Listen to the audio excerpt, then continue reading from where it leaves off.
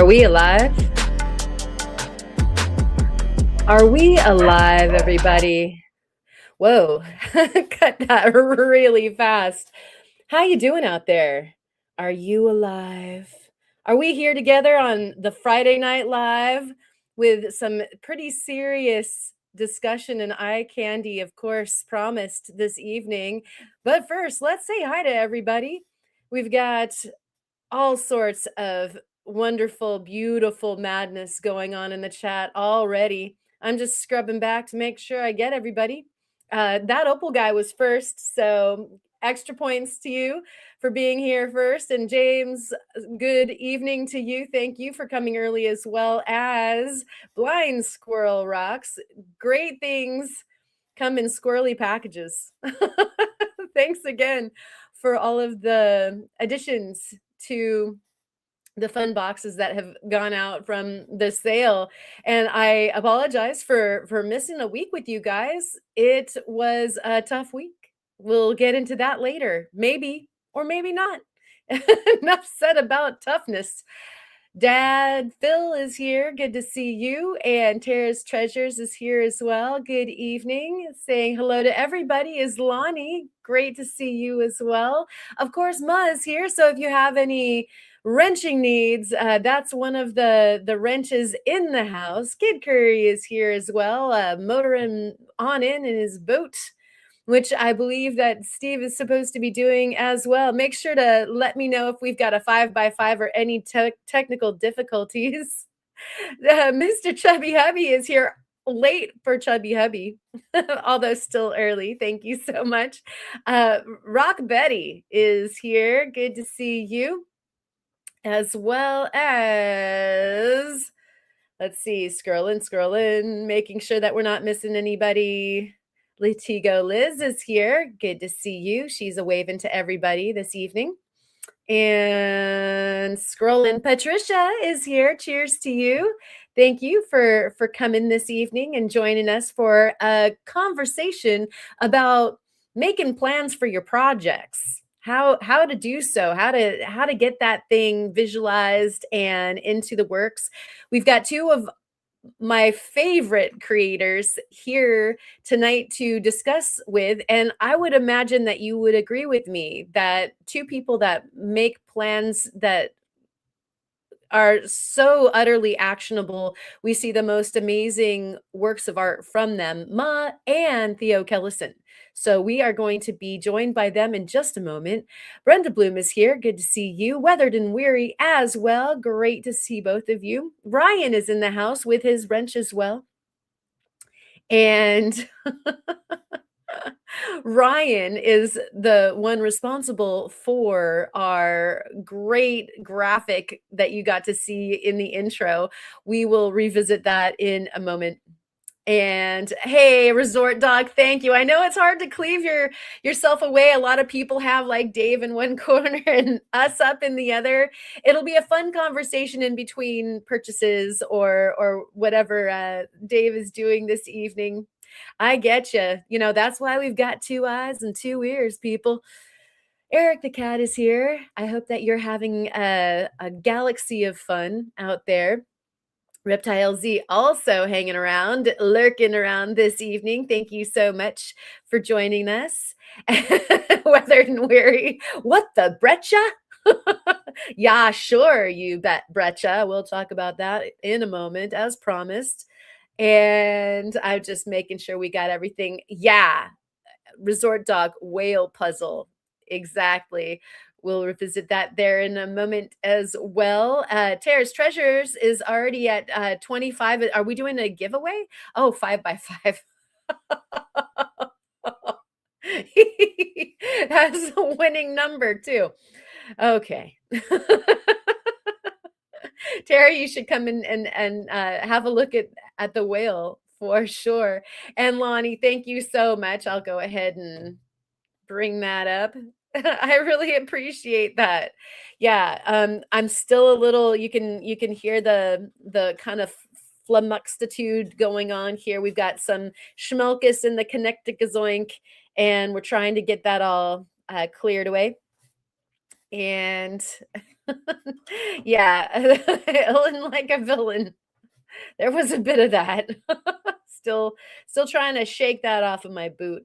So we'll have to see how well we do through the weekend, and I hope that everybody is off to a good start for your Memorial Day weekend. We are going to help you on your way so that everybody is in the celebrating mood for all of the remembering and the honoring that we can do this weekend. I wonder if you all heard that. I sure did.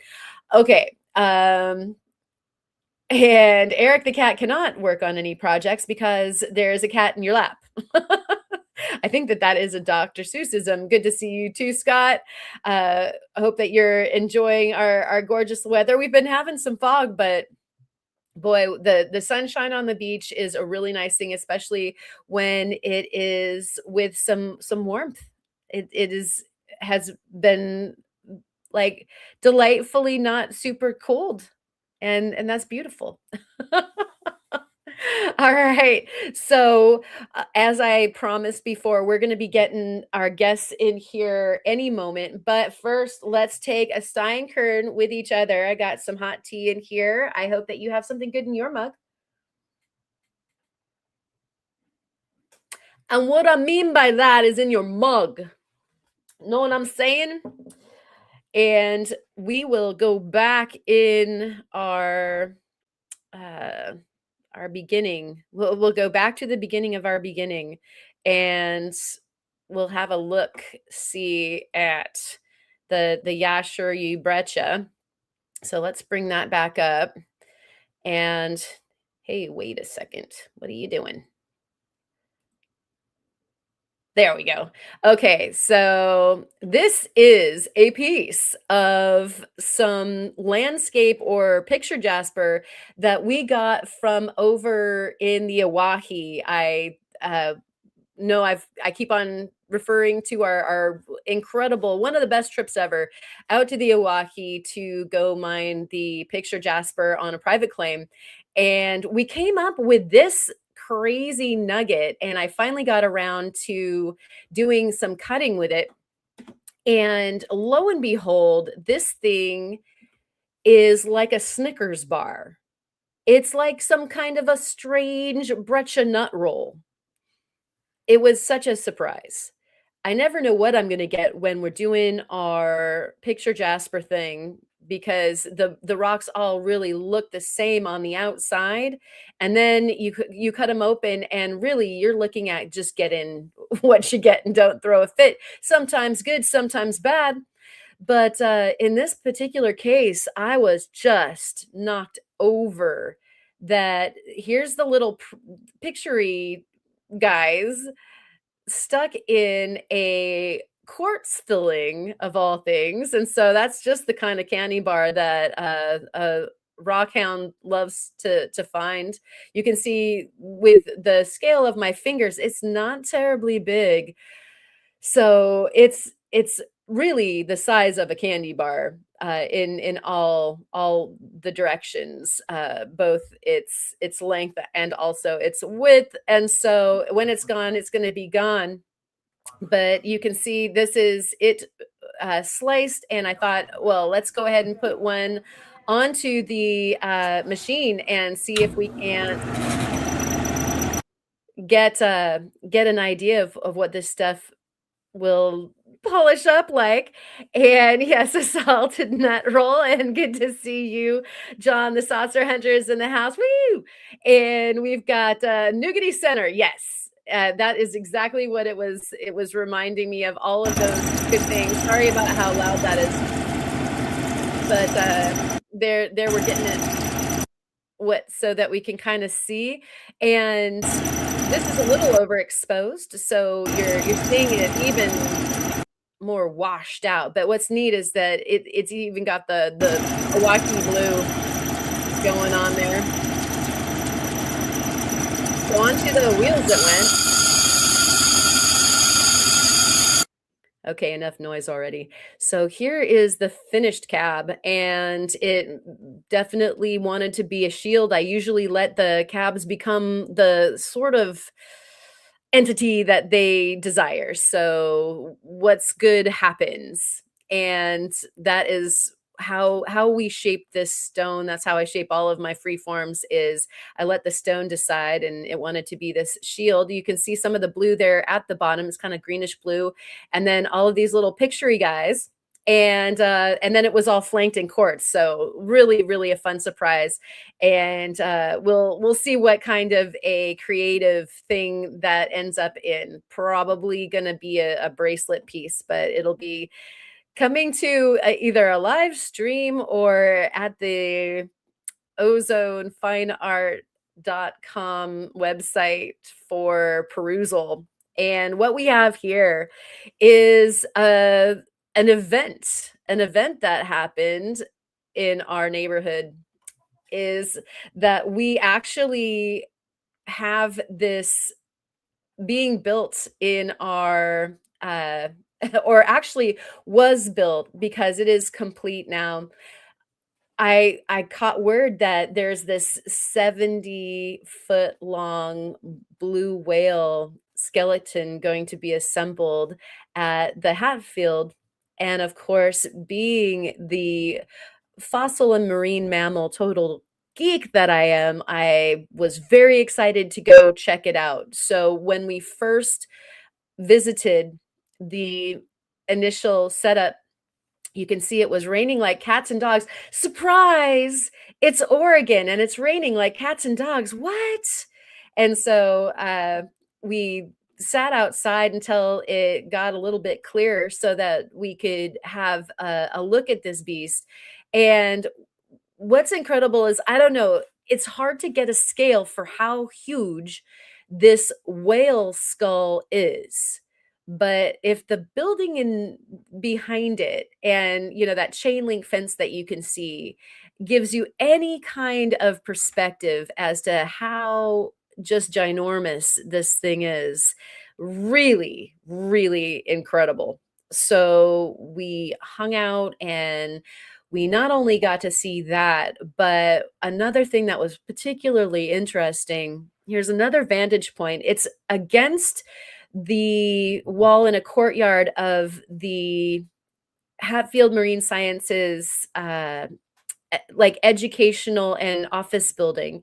And so it's kind of tucked away, which is nice so that we don't have any public that wants to destroy it get in there, hopefully.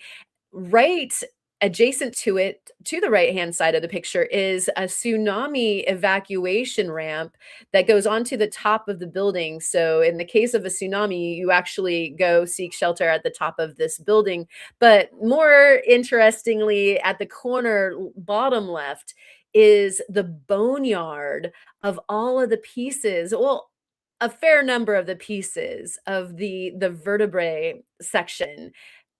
Just incredible seeing this beautiful pile of birds. You can see how big they are if you look at them relative to the open door that's at the extreme left side.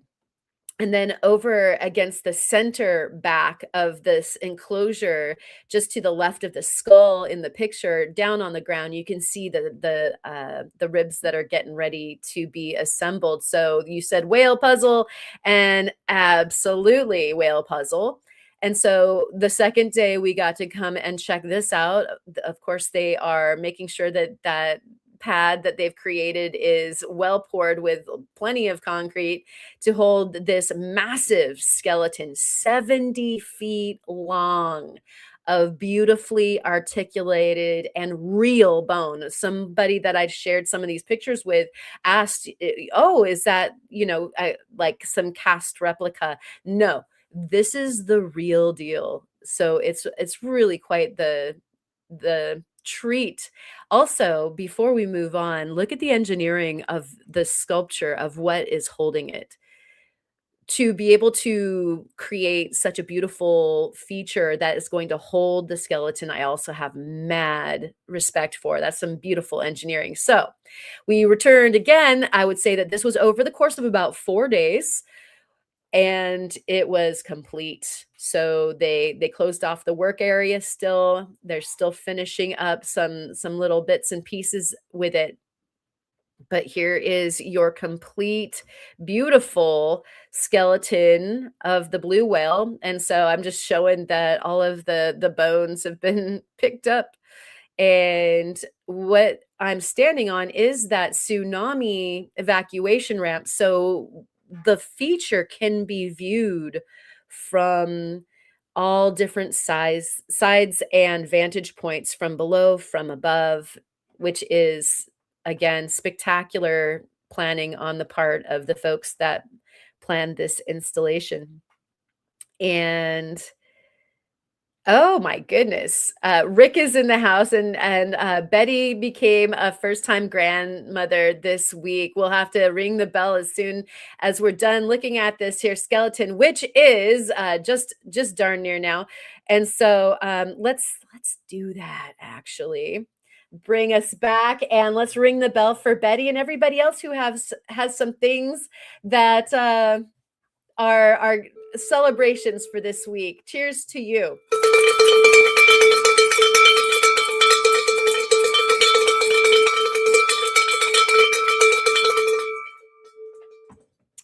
So many things to celebrate. And so we'll get this up one more time.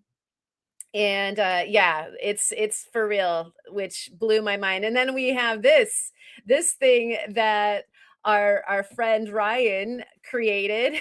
And we have some recognizables here at the table discussing our love for the lapidary life, the creation of gems and jewelry.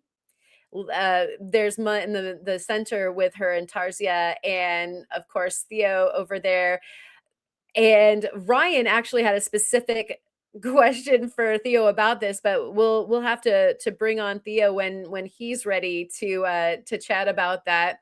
And then apparently that's me over to the right. And what's kind of fun about that is that I had bangs for one time in my entire life, and that was um when oops.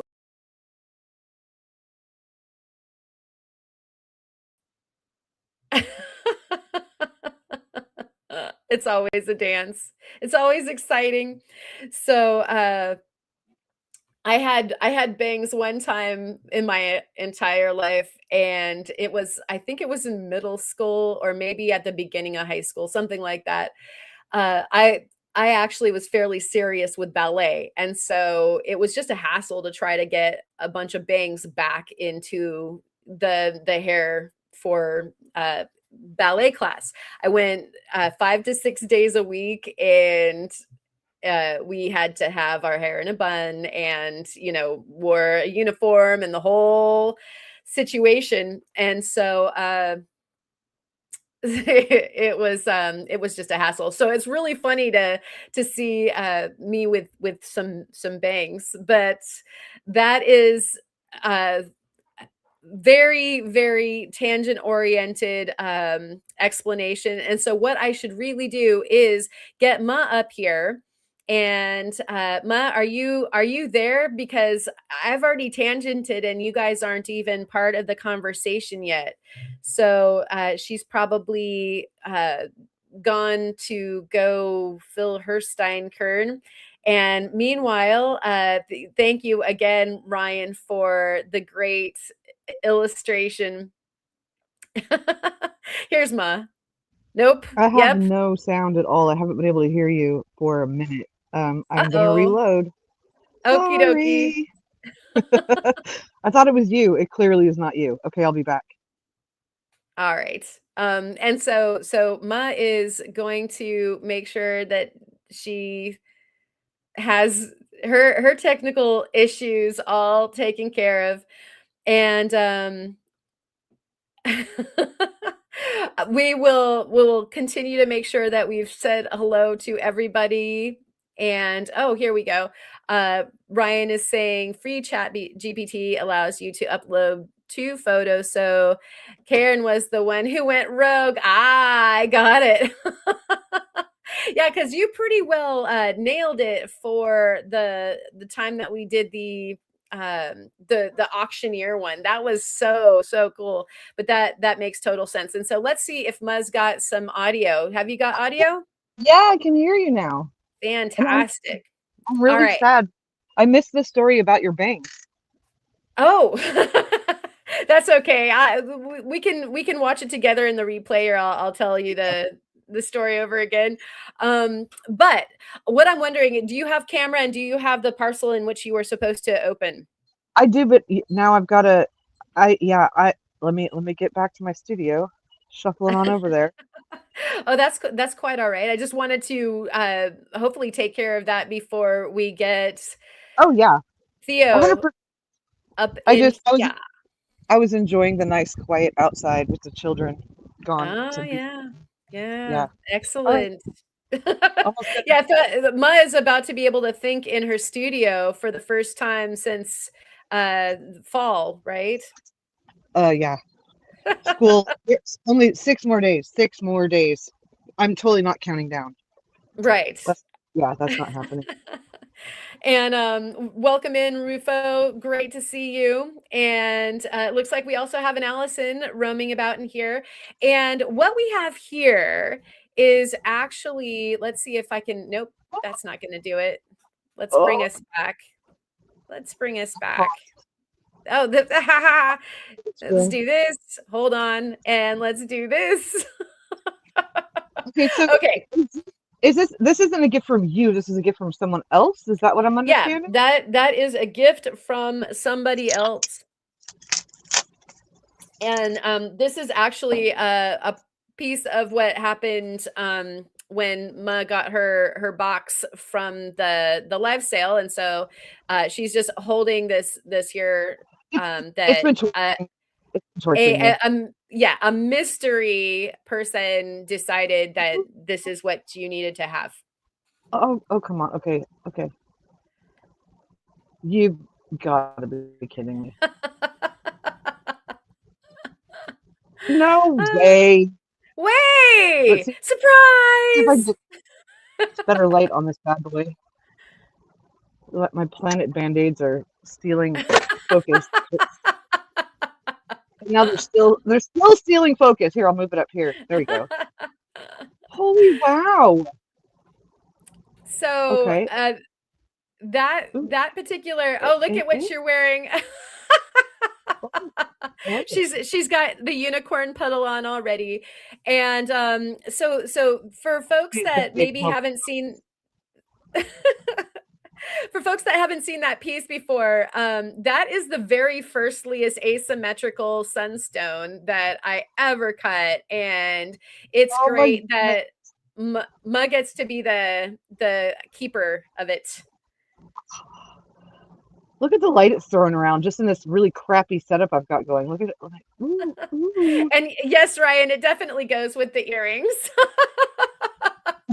so It so does. Ryan also gifted Ma some really pretty earrings that were from the sale as well.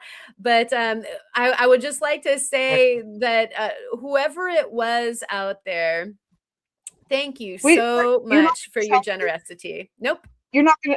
You've nope, got to be joking. nope. It's a How can I mystery. thank them? How can I like rain gifts upon them if they don't tell me who they are?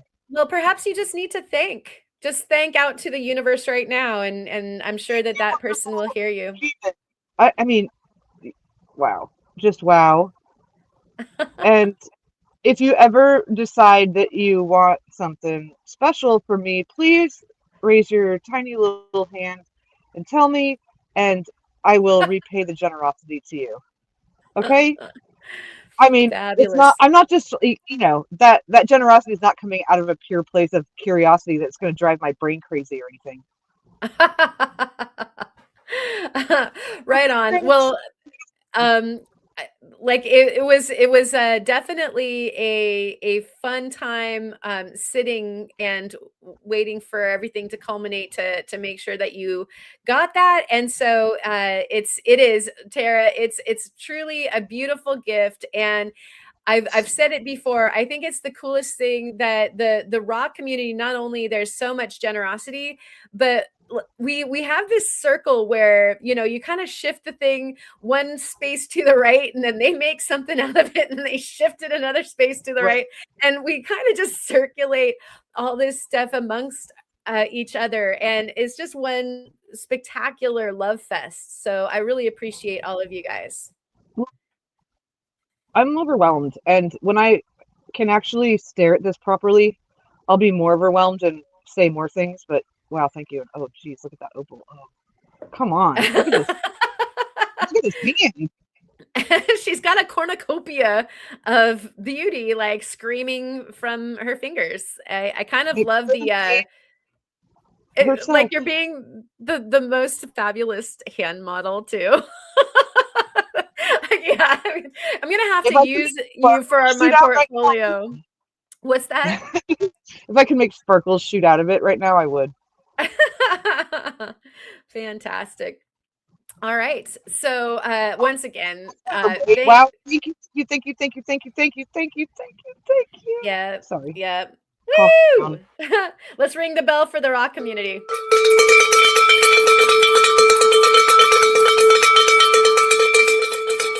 Love it. I'm not even gonna put it back in the box. Yay! Cool. Yeah, don't do that.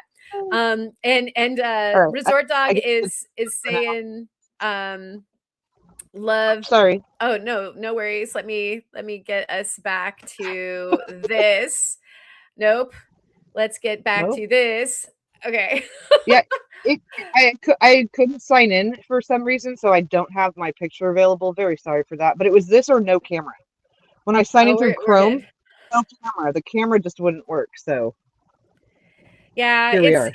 it's all kinds of technical fun tonight, but I'm sure that the excitement of the conversation is going to override any of the problems. And yes, Resort Dog, that was a particularly colorful opal. Could not wait to make the puddle be able to sit on a finger, and I'm so glad it's sitting on Muh's finger. And Candy Cane content is here. Good to see you, Kyle. And so, what our conversation is for this evening is going to be about. First of all, it was born of the idea of let's talk about what's going on with our summer, or you know, the spring summer plans for the Right. studio, as Muzz getting her outdoors area like kid free and all that kind of stuff. Woo! It's gonna And be then it so cool. right? It's gonna be so nice, and I hope others are getting all stoked on your spaces as well, because I know Right. that the way the vibe that your creative space has definitely can enhance or take away from what's going on creatively for you, right? So And true. yeah, and then there's the whole addition of you've got these plans for projects and they're Right.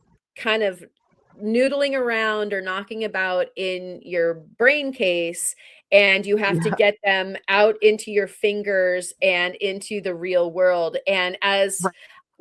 we were talking about that, I was like, you know, this is a good discussion to have, because I know a lot of people are having that same segue right now. Like you're coming through that winter thaw, Yeah. and it's time for us to start getting outside and creating. We're doing mining, going rock hounding and everything. And you know, the first thing that you want to do when you get back to your studio is what?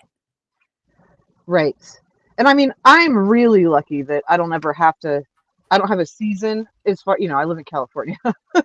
So even when it's cold, I can make it work. But I know that there's a lot of people that literally have to wait for their, garages to thaw so they can be out there. And so yeah, there's that whole thing. And then let alone then there's just the other part of if you've got something in your head that you've been thinking about, it's like how do I make this thing I see a physical thing in front of me, right? So Right. yeah, a little bit of both going on in this season. Yeah, and so I that's probably the question I get the most is like how did here's this thing that you did. How did you get that from here into your hand? And so Right. we also have another hemisphere of brain that is going to step Ooh, on and join us for so this it's very- conversation. Let's bring that hemisphere in. Hey. Hello. myself and Cthulhu. Hi, buddy. I'm in one of So those moods tonight, so be warned, everyone. Me sounds too. good.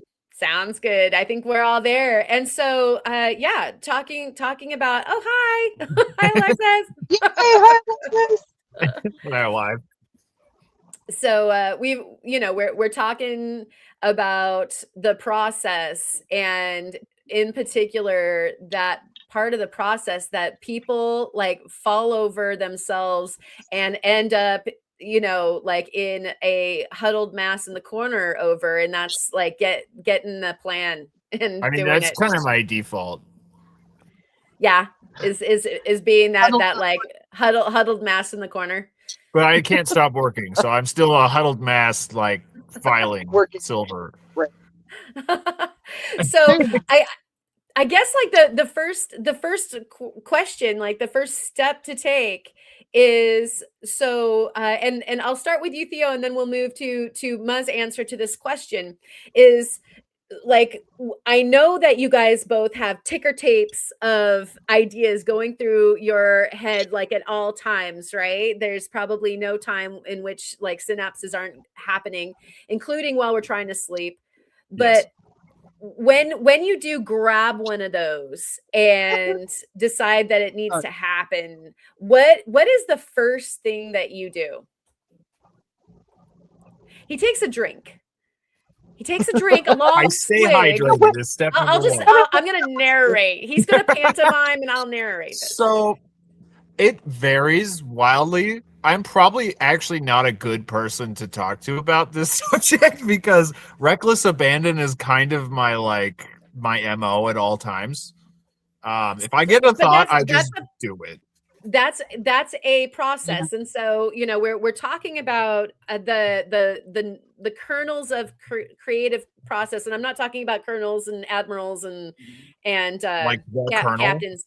Yeah, like the kernel of what your process is. Now some Yes. people like will dive straight into a pool without ever getting wet first, right? And then other people, they need to do the like this step down the and then get back I out and go back do in and get not back out. have the schedule that allows me to do a little bit of the toe tests. Like Yeah, if I want something to get done, I got to do it now because time is fleeting at all times. right.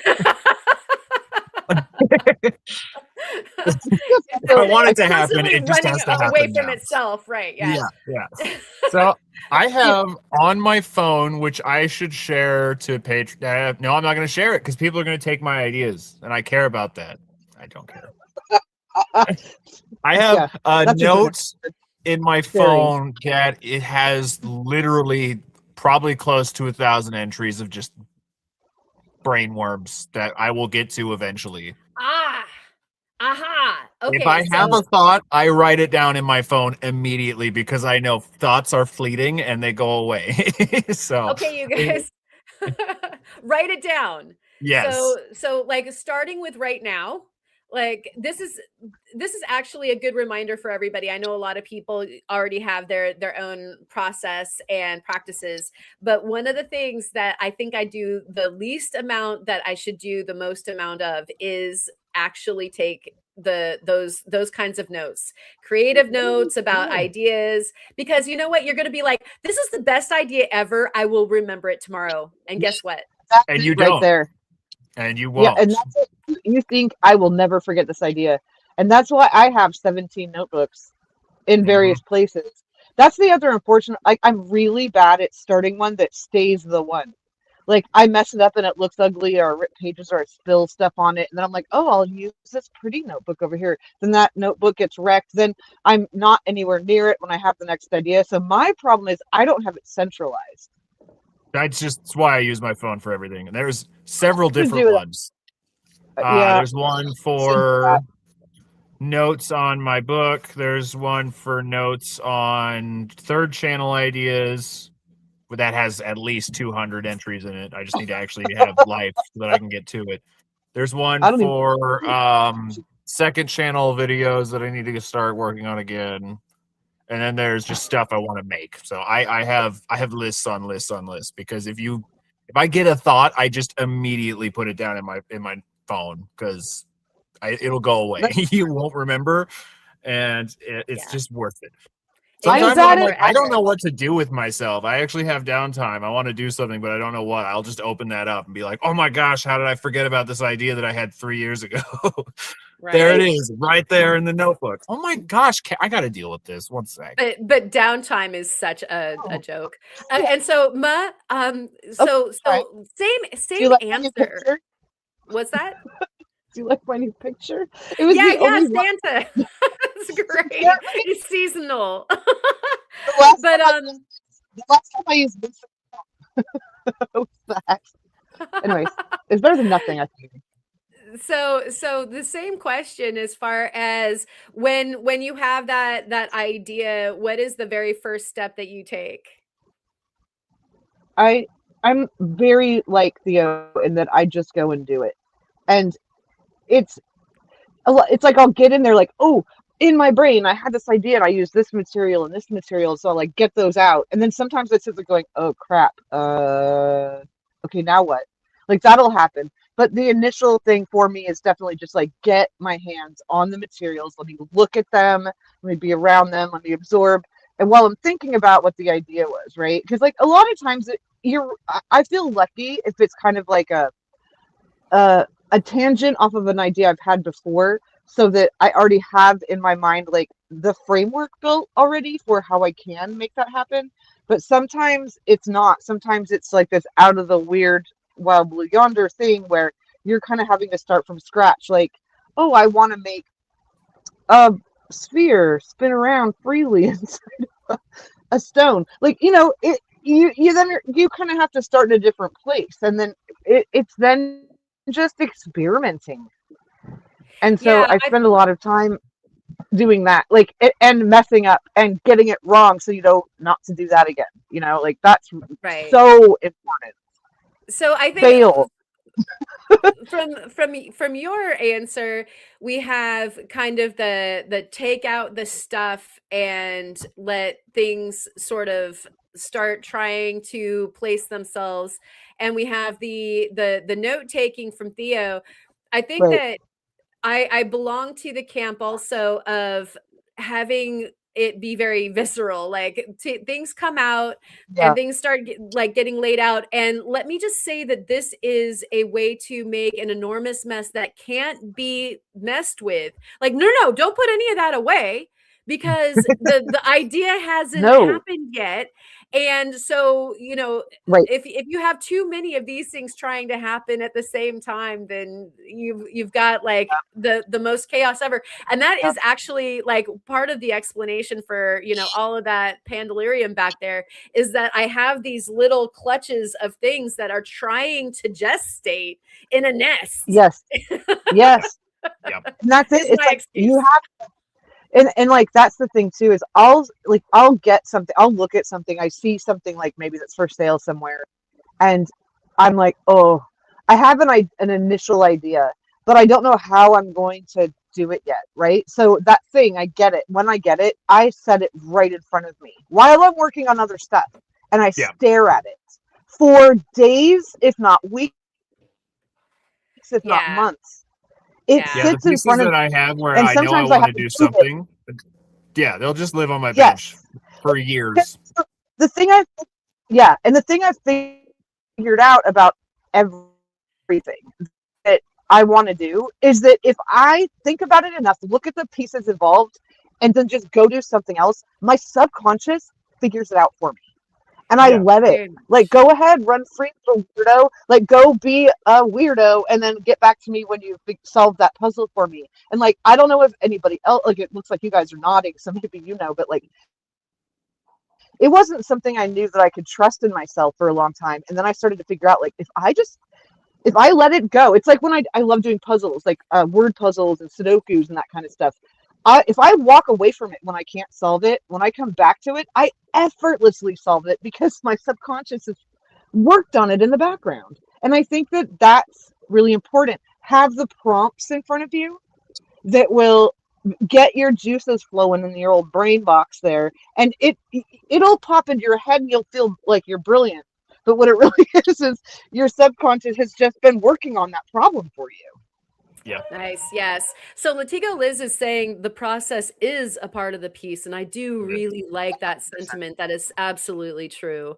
And so Latigo Liz also says failing is learning. So as far as your second step, so in Theo's world, you've done note taking. What would you say is the next thing that is the impetus to drive you into the piece? Because I know a lot of people have like that segue right there. There might be a great big gate that you have this great idea, but then a lot of people can't get past the great idea and Right. implement, like start to engineer and that sort of thing. What do you do, Theo? I just start. Like there's no gate in my brain. If I get a thought, even if I have no idea how to do it, I will just keep trying until I figure it out. I'm kind of stubborn in that way, where if I have an idea, I'll just start throwing stuff at the wall to see what's gonna stick. Yeah. Edison, I haven't failed. I now know 1,000 ways not to make a light bulb. Yeah, Yeah, exactly. pretty much. Pretty much. And Yep. you figure out how other things like I didn't know that I was making a casserole, but now I do know how to make the casserole. Now I can go back to also having that idea, but now I know how to make casserole. So Yeah, pretty much. how about you, Ma? As far as the segue in between that moment where you're seeing these like bits and pieces in front of you, and they finally marry in your mind, and the idea is congealed. What do you do from there?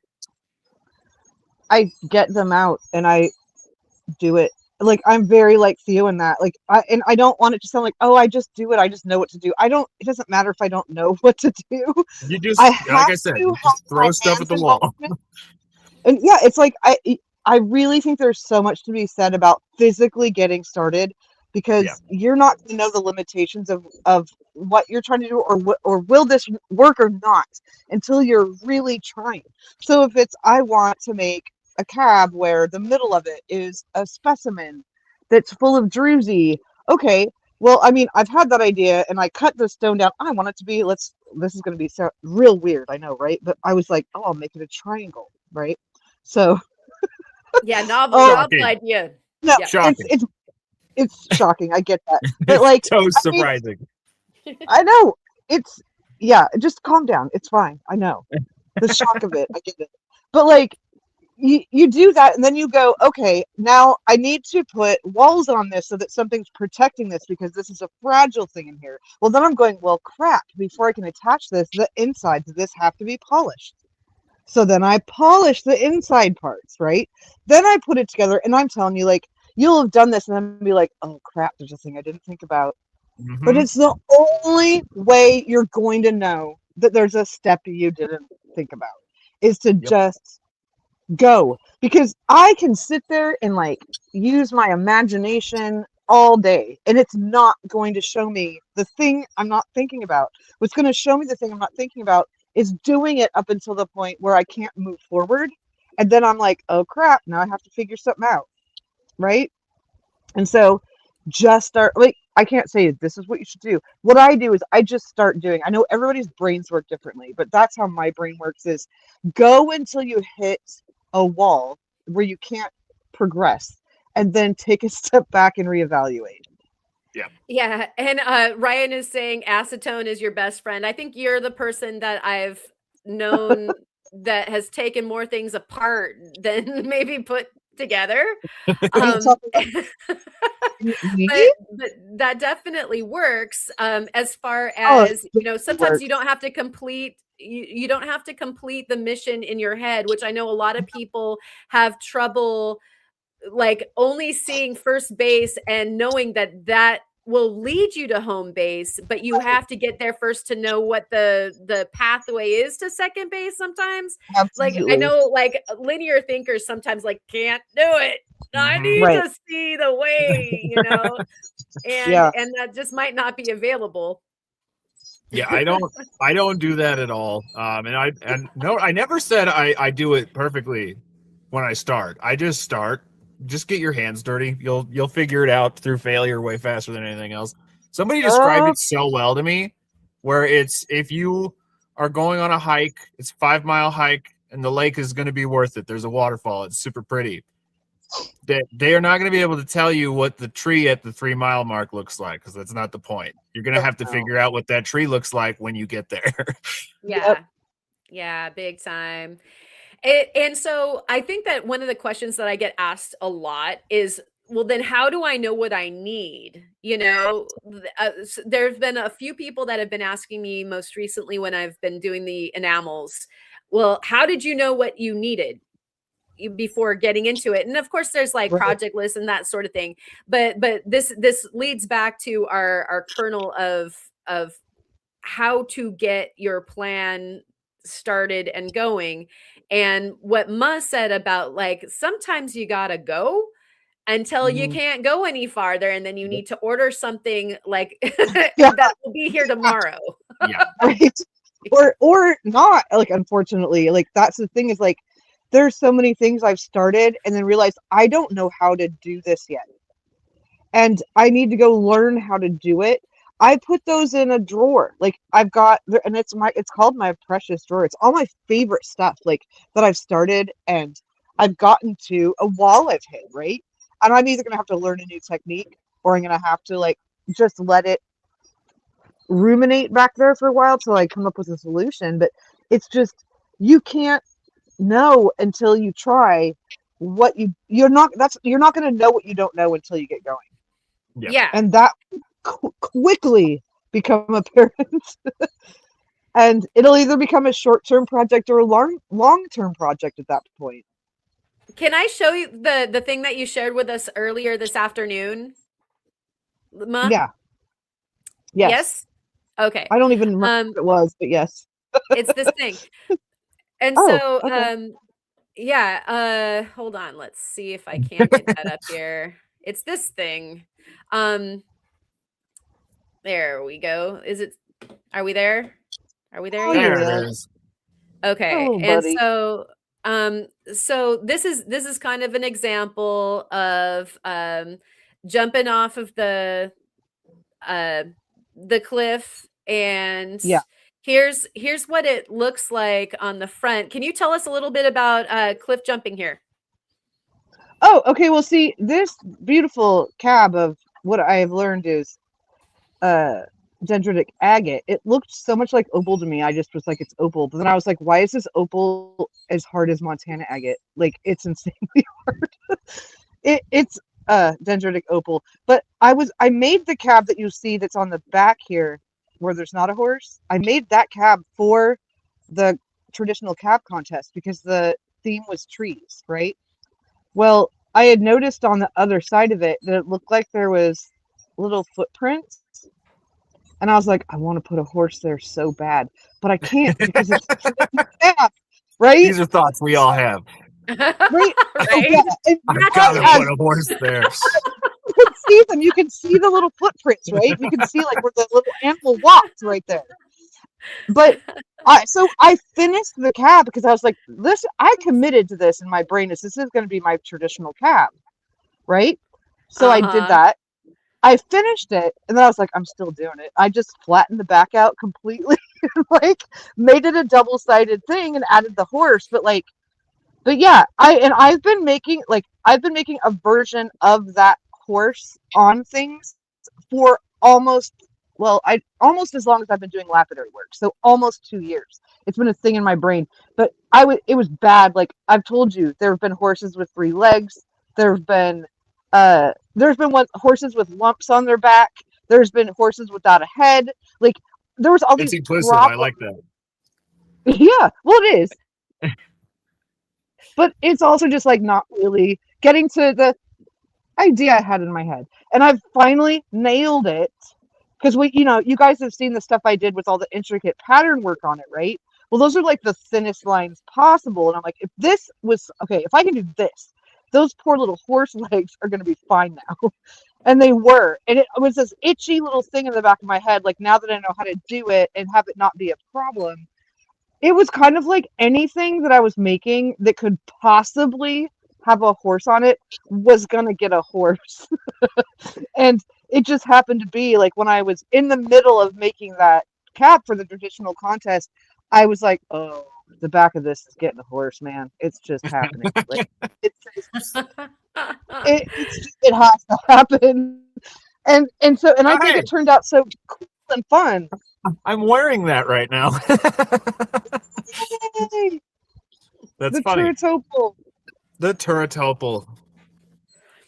Yeah, so it's always interesting to hear, what the plan was, or how a project took a left turn in Albuquerque and became a snowy horse scene.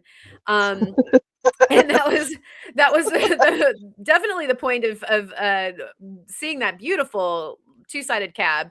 And then what we have here is from Theo, and it is the turret opal.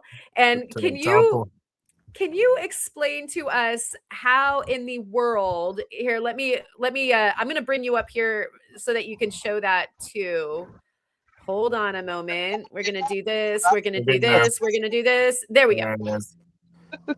And Yeah, so this is the turretopal. tell us what happened as far as the planning before procedure when you were considering this project. I actually have been playing around a lot with layering on triplets, specifically with Spencer opals. I've worked out quite a few at this point. Layering, right? Because at first I heard Larry. Larry, yeah, me and Larry have been workshopping this. Not Larry. He's quite the muse. He's really good. He's really good when you need the cogs to start turning. Just call it Larry. So I've done a few where I've done normal triplets, but instead of doing a quartz cap, I put brecciated petrified wood over it, so that and make that like paper thin, like literally any fit like thinner, and it will be gone. So that do I have any? I probably can't send them right now, though. I guess that doesn't help. I would love to show an exact. Actually, wait. I'll be right back. I actually have them here because I took them to Spencer. Oh, how cool! All right, so we're gonna do this really quick. Oh, bye.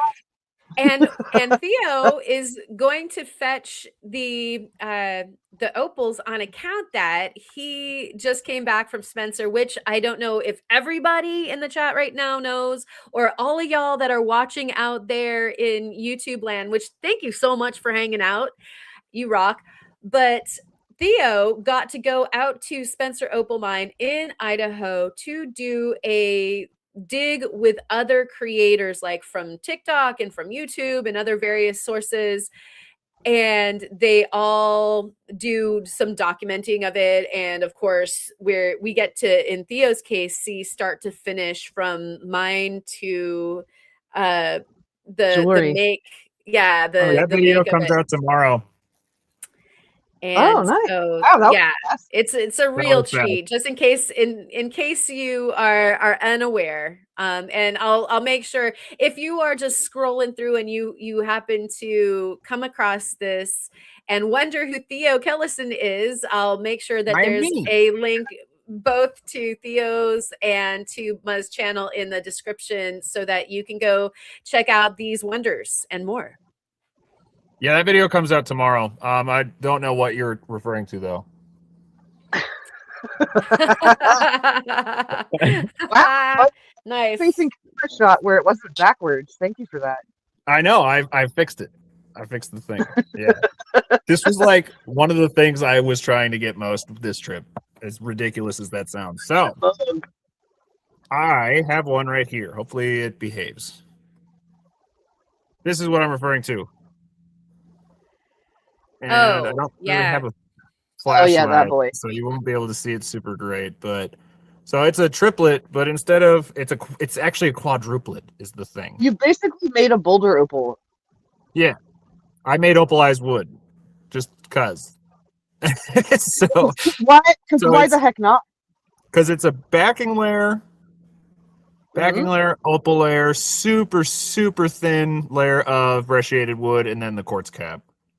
So I've been playing around with layering quite a bit. Larry have been working on this. Larry and the layering, and so what in the world? Like, how did these ideas come into your head, and how did you plan to implement them? Because when I was there the very first time, Leo, who does a lot of their gem cutting, showed us some of the ones that he's been toying around with, where he did one with a turquoise backing.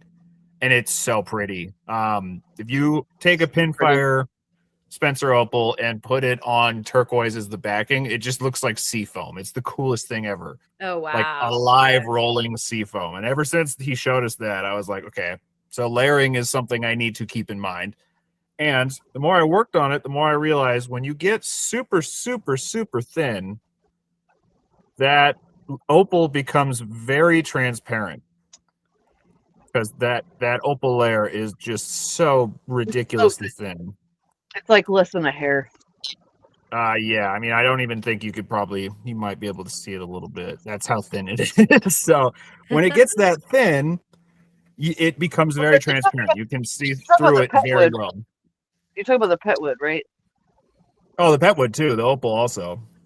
Oh, okay. So it just depends. The pet wood is ridiculously thin. Like 30 more seconds on 360 and that petrified wood is gone. Yeah. But knowing how transparent it gets when it gets thin, I started doing different layering things. So I don't know how well this is going to show, but this is actually Spencer opal sitting on ammonite. So that's the sutures of ammonite sitting behind it. Yeah, this is one of my favorite pieces, or like concepts. Yeah, I have more of these that I'm going to be doing pretty soon. You're gonna need to drop some good photos of those into the Discord. Yeah, just so people can see, because it unfortunately just can't come across as awesome. Yeah, no, it doesn't. It does not look very good. So naturally, knowing that a lot of the opal seams are about the same size as a Turritella shell, I decided to give it a shot. Here's one backed without a cap. And they're just awesome. I love them so much. I don't know how well this one's going to show, but there's 2 Turritellas in this one.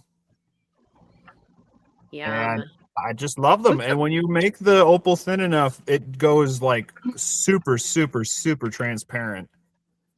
This one, even depending on the lighting it's in, that shell is so vivid. Just sitting right behind all that pinfire. Yeah. And it does the thing where when you get it at a different angle, it disappears because the flash kind of takes.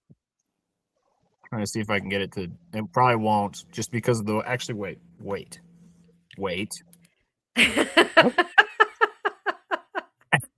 Okay. No, I don't think it's going to work. Well, either way. You can see the color a little better, though. Yeah, when in person, this thing just goes invisible sometimes. When it flares gold, which it does, it just goes completely invisible. It's crazy. Yeah. Layering is awesome. It's one of my favorite absolute things to do. Yeah, I love it. So, Liz is asking, are those topped with clear quartz, Theo? Yes, they are. Yes, they are. All right.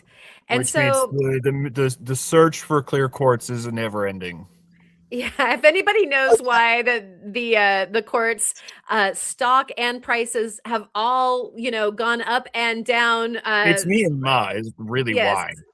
I wish that was why, because that would mean that I had so much I never had to worry about it. Like I bought 16 pounds of quartz, and I still look at my stash and go, "Oh God, it's not enough. What if I run out?" Oh, yep. I'm God. at that point too. I have Where the last time we went to the rock shed, I got like I think 10 pounds of small crystals. I got 7 pounds of crystals like in this size range, and then I got I think 5 pounds of just chunk clear quartz. And even that I'm looking at like I'm gonna work through this so fast. no, I mean my Truly. like Jim Leakenbill is a sweetheart, and he slabbed. There was over 100 slabs that he made for me, and my box is looking like there's pieces I want to make, and I don't have anything big enough. And I'm like, I've gone through enough that I'm starting to get scared. Like, Yeah. Yeah. and there's no place you can just go and get. Like, okay, come on, quartz Well, is because the Tell us about this most. madness. This it has madness to in your be hand. flawless. It cannot have any inclusions because then it won't make a I good know, cap. So it has to yeah, be like clearly, perfectly clear. So it's not easy because people are like, oh, you can get clear quartz. It's like we're looking uh-huh. for a very specific kind of clear quartz. It has to be Yeah, like literally flawless. I had it in front of me, so I wanted to show it. Yeah, yeah. So tell us yeah, about that's this. fire. I got a slice of that. I think you both do. What is this? It is also a Spencer opal. It is It's probably the bonkers. most. It is one of the most bonkerous pieces I've ever cut. Actually, today I finished one that might give it a run for its money. It's The insane. The weird one little I cut statue today one. is nuts. Yeah, it's in the Discord if you want to pop it up. It is not yet, Rick. I'm freaking working on it. It's coming, I promise. Are you talking Uh, about the one that showed me and Karen earlier, where it's like the crazy diffracted cat's eye? Do you want me Yeah, to that's put that up? that. yeah, it's the kite one. In the our Discord. three-way. Yeah. Yeah. It should Okay. I think it's the last one that I So sent. strong. Um And This was madness. So I found this really early in the day, and I just had this feeling it was going to be good, like special. So it literally, I kept it in my watch pocket of my jeans the whole day. It did not go in my bucket. It stayed in my pocket the whole day just because I had a vibe. And I finished cabbing it today, and it is insane. He is he's an opal whisperer, and he's Yeah. earned that name. Yep. So I finished that one today. I did a couple, but that's the one that I'm the most just blown Yeah, away that by. one's It's so good. It's it's weird. It's not like this is one Leo gave me. It's not like where it's oh gosh. Where it's all these different colors. It's just one plate of color, but it changes color depending on what angle you're looking at it. It's the weirdest thing ever. it's kind of shocking. Like, you've processed so much Spencer opal, like So much. you've uncovered things where I'm like, what in the actual heck is going on? I don't even understand what's happening. And like, you keep doing it. Or I'm just like, They're oh, the these best. Spencer, good. That means I get to opal gaze for weeks, if not a month, depending on how much you got back. Of the weird, you just uncover the weirdest, coolest I love it so much. stuff. Like, Right. it seriously, it makes me so happy. It's got to be like, I follow them too. I don't see them uncover the bunker stuff you do. Like, you are the opal whisperer. Like, you find the coolest, weirdest stuff. Well, apparently they agree to an extent because Leo actually, this is the bad one that I made. I had a really good one and I gave it to Leo. They're going to be putting it in their display case, I believe. So he gave me a couple of his that he did. And I was like so touched because he's like master opal cutter when it comes to Spencer's. So for him to actually ask for one of mine, I was like, you did not just say that. Yes, take it, please. He gave me that one, and no, that's the cat's eye. That's the top layer from the same opal, though. There was 2 bars in that opal. It's the next one in that exact same little group of videos. Yeah, it's the next one above that. That was from the same opal. This is the retina scanner one. Yeah, that turned into a weird cat's eye. and it's awesome. It's a different color every lighting that you're in. Like when it's just normal ambient, it's red. If it's not in bright light, it turns orange, and then if you're in a bright light, it turns green. And it's just the weirdest thing. I'm So feeling yeah, really that bad for opal that I Karen. had in my pocket all day, that one you just showed was the topmost bar, and then the bigger This cab was was like, which the. one do I pick? And then we're like, come on, man, get brave. Use the jeweler saw. Do it. Oh, that Do was a different it. one. This one, there was enough. Like, it was actually really Man. convenient. That rock was like this big, and the big bar was Oh, down here, and that bar you just showed was actually on the surface. But I had another that one. Oh my gosh! that one gives you some relief. Ooh. It was just like, we don't have no magic. We've got 2 bars an inch away from each other, man. Get your saw blade in Oh, there. You got this. that one was fine. The other one was terrifying because there was literally the width of my diamond blade for my jeweler saw, and I barely when I cut it.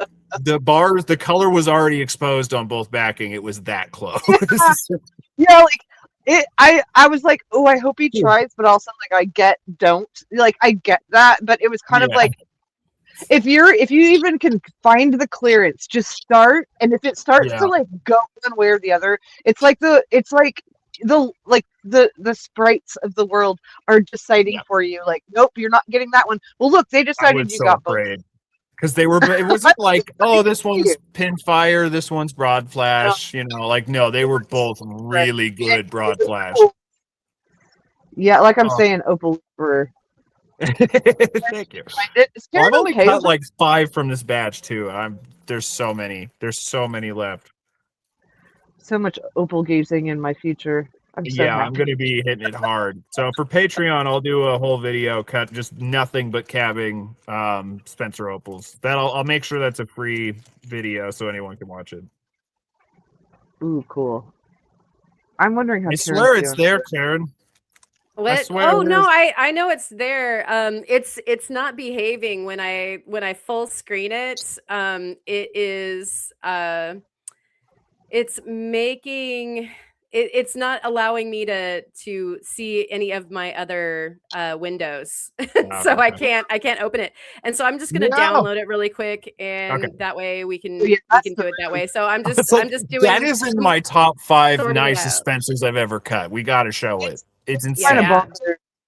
I hope I'm like loading the right one, but we can look at all of them until I get to the right one. How's that? Yeah, that works. That works. We can just keep doing it. Well, and also we're this is the video that's gaze. coming out tomorrow, so there's that too. But we got to show it. It's so nice. I freaked out when I got the cap on. Let's look at this one, and you guys can tell me if it's the right one. Yeah, that's it. Okay, that's the one. Shoo! It is. Yeah, this is ridiculous. wild. Yeah. Oh, Kyle's in the house. Good to see you, and Kurt is here too. It looks fake. fake. You guys.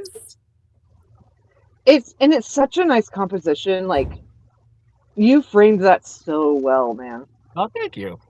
I've been every day. There's not been a day since I got it that I have not been on my cabbing machine. Kyle, if you need help processing the Spencer stuff, I'll help you. Oh, me too. Kyle, my hand is raised, Kyle. Hey, Kyle. Right. I don't ever have an open box in mine. And Kurt is asking, what opal is that? That's a Spencer. That's one I got at the most on last week. That was the one that was in my pocket all day long because I just had a vibe it was going to be really good, and there it is. He had a rainbow in his pocket. I did. Oh, yeah, so beautiful. It just was weird because it was like the color bar was so loud. You didn't need a light or anything. Like, you're just holding this white opal, and there's just a solid, loud gold bar, and I'm like, okay, that's going to be something. How thin did you end up making that? Just out of curiosity.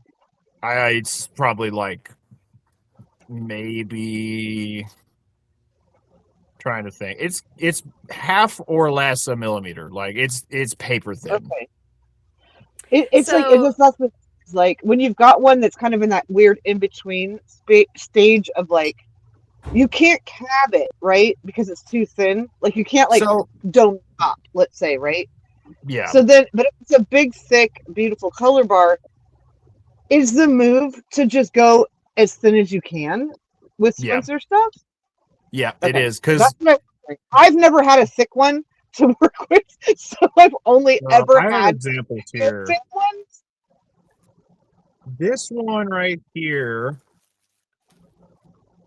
Let me find it. So what happens is the the darker your backing is, the more it pops your color. So Sure, if you're at that point where you can't really do a doublet or even just a solid, right. it's honestly better to just make it thin because do I have an example nearby? Like anyway, this one right here, all of the white turns into that dark blue. Right. That background blue that you see, that's just because that's the white actually showing through like it's the black backing showing through the opal. I have another one right here where when you get that nice dark blue, that's actually the white of the opal bar just ground thin enough to become transparent. So it Right. is, yeah, I would say for sure if you're in that weird in between phase. Do I have an example here? No, I don't. It's better to just go thinner with them because the thinner you go, the more it's going to show the backing behind it. And I've done some where Right. I've left them thicker and they're still pretty, but they don't pop the same way like at It's a all. little Spencers are their own creature. Like they really do Oh, need a different treatment than anything else. Like any other even triple or doublet. yeah, Like yeah, it's so different, and it comes with its own challenges and all that. But yeah, it's. I mean, I've literally only ever found tiny thin bars, so I just was like, if I'm getting to it, I'm getting to it, and I'm like, yay, happy. But I mhm, have a few that I did when I first started where I look at it now and I'm like, oh, I needed to go thinner, like yeah. much Oh my thinner. gosh, But yeah. that's back when I was being timid, and I won't be timid now, but back then I sure was. Well, and it also Because you're like, depends it because feels like the more there you feel like when you're doing it, the more I leave there of the actual opal, it feels better. But what you don't it get feels is it's better. getting And well, and it also goes against everything you know about opals because anything opals are else. generally priced by weight, whereas Right.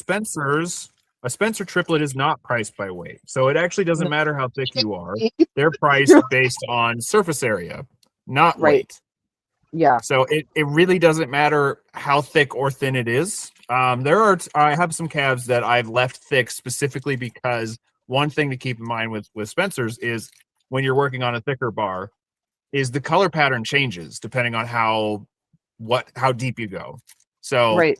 if you have a pattern you like a lot right at the top, I do just stop there, even if Just it's still stop. too thick, because you're gonna have a completely different pattern by the time you're all the way Oh through yeah. to the I thinness would that say you at that want. point, cap that and then come at it from Yeah, the back.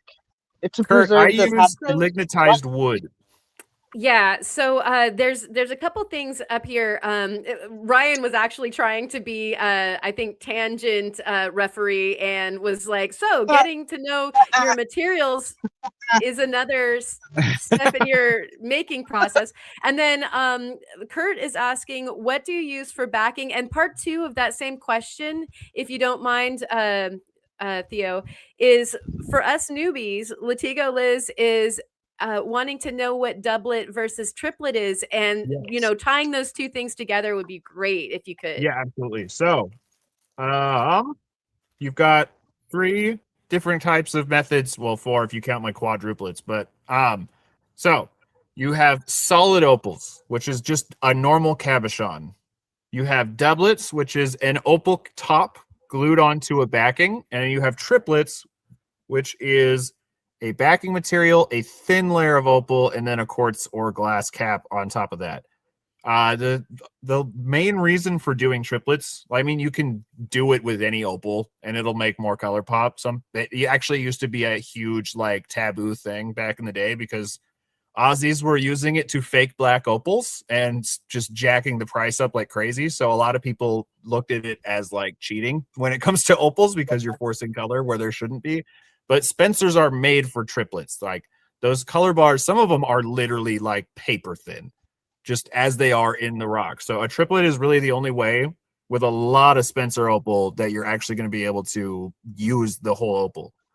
And the So beautiful thing about, oh, sorry. The other reason Sorry. I feel like you and I are probably about to go on the same tangent, which is stability is the main reason for making opal triplets. Well, and I was going to say that there's a special thing about Spencer opal, and that's that it's deposited in water lines, so they Yeah, are flat. Like if you look at perfectly flat. Australian opal, they will undulate. They're filling Mhm. cavities, right? Whereas Yeah, with the Spencer opal, it's going into a bigger cavity, and it's depositing silicated layer after layer after they're layer. So you they're like have a flat thing, right? And so that's literally, like you said, made for triplets and they're doublets. tailor made for triplets. Yeah. Yeah. So the other thing too is opal is really fragile. Actually, it's a glass, so it's for a lot of things like a ring, for example. An opal wearing on like a daily wear ring it's asking for disaster unless it's a boulder opal, which are a little better at taking a beating. But like, I would never wear another opal on my finger every day because it's just asking to break it or chip it or scratch it because they're Yeah. just not that strong. Whereas when you do a triplet, this thing is durable. I can smack this with a hammer and it would probably just laugh at me. Well, um, I mean, it's quartz on it, and it's domed quartz, which is extremely stable because there's not yeah. edges that chip. So Hmm. it's lending itself to, and because like look at how thick that cap is you've got on there. Like, can Yeah, you I put it do. back up? I do pretty tall caps for my opals for the Yeah, most part. and like So, if Kurt, you have any chips or scratches in that, you can have that buffed right out. Yeah, like Kurt this is one is asking, where do you amazing. get your quartz caps? Which I know you guys covered here Uh, a little bit ago, but Obviously, why don't you Wherever I short can. story him there really quick? And then also, Romania was asking about the binding for the triplet, which is a good question. So, really quick, I'll just show this. I do really high domes on my opals because it makes them a lot more dynamic. I dome truly, way more shallow with my normal cabs, but with opals, they really, really like a high dome. They really like a high dome. it makes So them pop like bonkers. they're so much more dynamic when you do a high dome. But I get my quartz wherever I could freaking find quartz, and Yep, it ends up being a that's lot what of bad stuff. But it's a process of buying a bunch, finding the little usable pockets, and then moving on from there. I get most of it that's from a the rock shed. I'm also lucky that I live so close to Crystal Park because Crystal Park has like ice grade quartz. If you're not looking for points, it's everywhere. So that I'd say the rock shed and Crystal Park is where I get most of my quartz from. And then I the binding.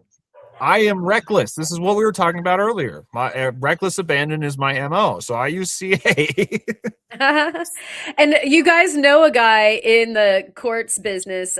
Kyle is saying that he's got some that he needs to sort through. So Mm. you guys know where to go find Kyle over on World of Rock Hounds on Saturdays and Sundays, and you can always email him with your needs as well. He's one stop shopping for all things rock for sure, Mm-hmm.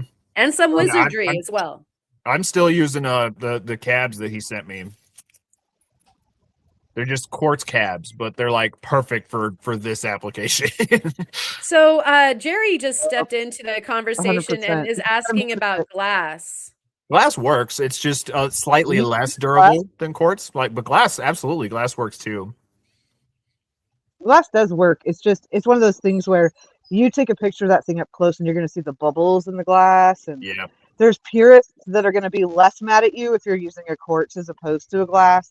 yeah. Like it's just there's things to consider. Um, and that's the thing is like it's so easy to just be like, oh, quartz is or sorry, glass is so commonplace. You can find it. You could break something in your house and have something to cap your quartz with or cap your anything with. But yeah, there's something special about it being something that the earth grew, in my opinion, when you're That too, slapping it but on. It's honestly, like, for me, it's largely the stability thing. Like quartz is oh, freaking it's hard. much more durable. It Like is I so tried like doing some yeah, like that. because there's glass that's harder. There's Yeah, glass that's like called silicated glass, where they're yeah, literally taking quartz and melting it down and making it into more of a perfect sheet. But it yeah. still doesn't feel as good to me to use that when I could use Mhm. quartz. Like, and I use quartz in literally everything I make. And I am feeling the pinch of like, I'll take lab grown, man. If I can't even, I don't understand why it's not available.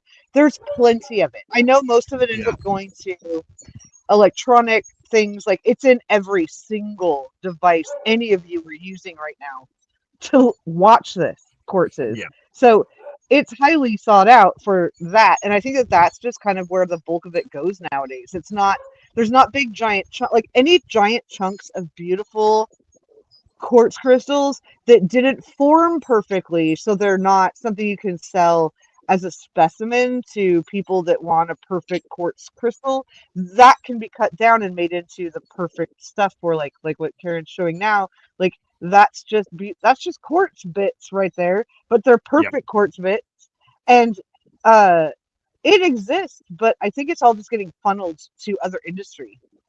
Everything Yep. I've picked up, like the quartz you see there, is old stock, eBay. A guy who used to make triplets with opals, actually, died and had 16 pounds, and I bought it the second I saw it. Like, Oh, I would have too. Yeah, no. I, I would have been on I, that. I ate ramen for a while, so because I was like, I'm not going to get this opportunity again. And it Yeah. sucks because it's out there. It's just not, nobody's stocking it. I don't have a place I can go to get optical quartz. I don't have one. And I don't know about anybody who does have one that's not in an industry and I ordering do. it in I do, but you, what? you still have to work to get all the pockets out. It is optical grade, but you still have to do all the work. If you get a Oh, crystal this no. big, you're gonna have a pocket like this. But yeah, Right. I understand that. I understand that like you go and find optical quartz, but there's yeah. optical quartz that is in big chunks that could be available to all of us. They're just Oh, not selling it to us. That's all I'm dude, saying. I've said this for so long, and I know that you will probably go in with me whenever I finally pull the trigger on this. But I want to buy like a several $1,000, just massive, perfect quartz crystal from like Oh yeah. Arkansas and slab the Uh-huh. sucker. Right. Oh yeah. It would be I will. worth it. And all the crystal hunters in the world will cringe and curse my name, and I will be too busy swimming in my pile of quartz slabs to care. Exactly. Absolutely. Yeah. I can't hear you over how happy I am. So, Ma, tell me about what got you into this piece. You know, there was a moment of madness where you decided that you needed to make something like this, and then you had to plan it and do it. What happened? Oh well, the pretty top triangle. Shocker, I know. It's so weird that I made a triangle, but I found that in a river, and I've never been so excited because brush-shaded jasper is my jam. Like it makes my heart happy in a way that I can't explain. And I found that, and then I also I need to preface this by saying I went on a little 2-day vacation. Paid like I sold a couple things at a little show that Jawhick actually ran, and I took all that money and put it towards I'm taking a tiny 2-day vacation with my husband, and we booked it. And then I was like, this is where we're going rock hounding. And then I also found 3 rock shops that I wanted to go to while we were up there. The poor guy, he was like, yep, we'll do it. So I decided I wanted to make like an ode to, wow, that was loud. An ode to brushation. The very top triangle was found in the Russian River, which is like an hour and a half north of me. The next level down of the banding of Jasper, or it's Jasper and Agate, but that's Stony Creek, which is just a little bit further north. And then the bottom one is Stone Canyon, which is just a little bit further up, but it's all very reminiscent of each other. I decided I wanted to do kind of like a little bit of an ombre thing. And then, of course, because I'm me, I love to inject clear into there. So you're seeing into it, so the light's passing through it and bouncing around. And so I decided to make this madness piece of 14 pieces. It took me 4 days. But it turned out even better than it looked in my brain, and that's always so fun. Awesome. Yeah, that's really incredible. And I love the kind of the trompe l'oeil of the different brecciated pieces almost flowing together, you know? Right. Yeah, Right. that's It's like, it's and really neat. I'm very inspired by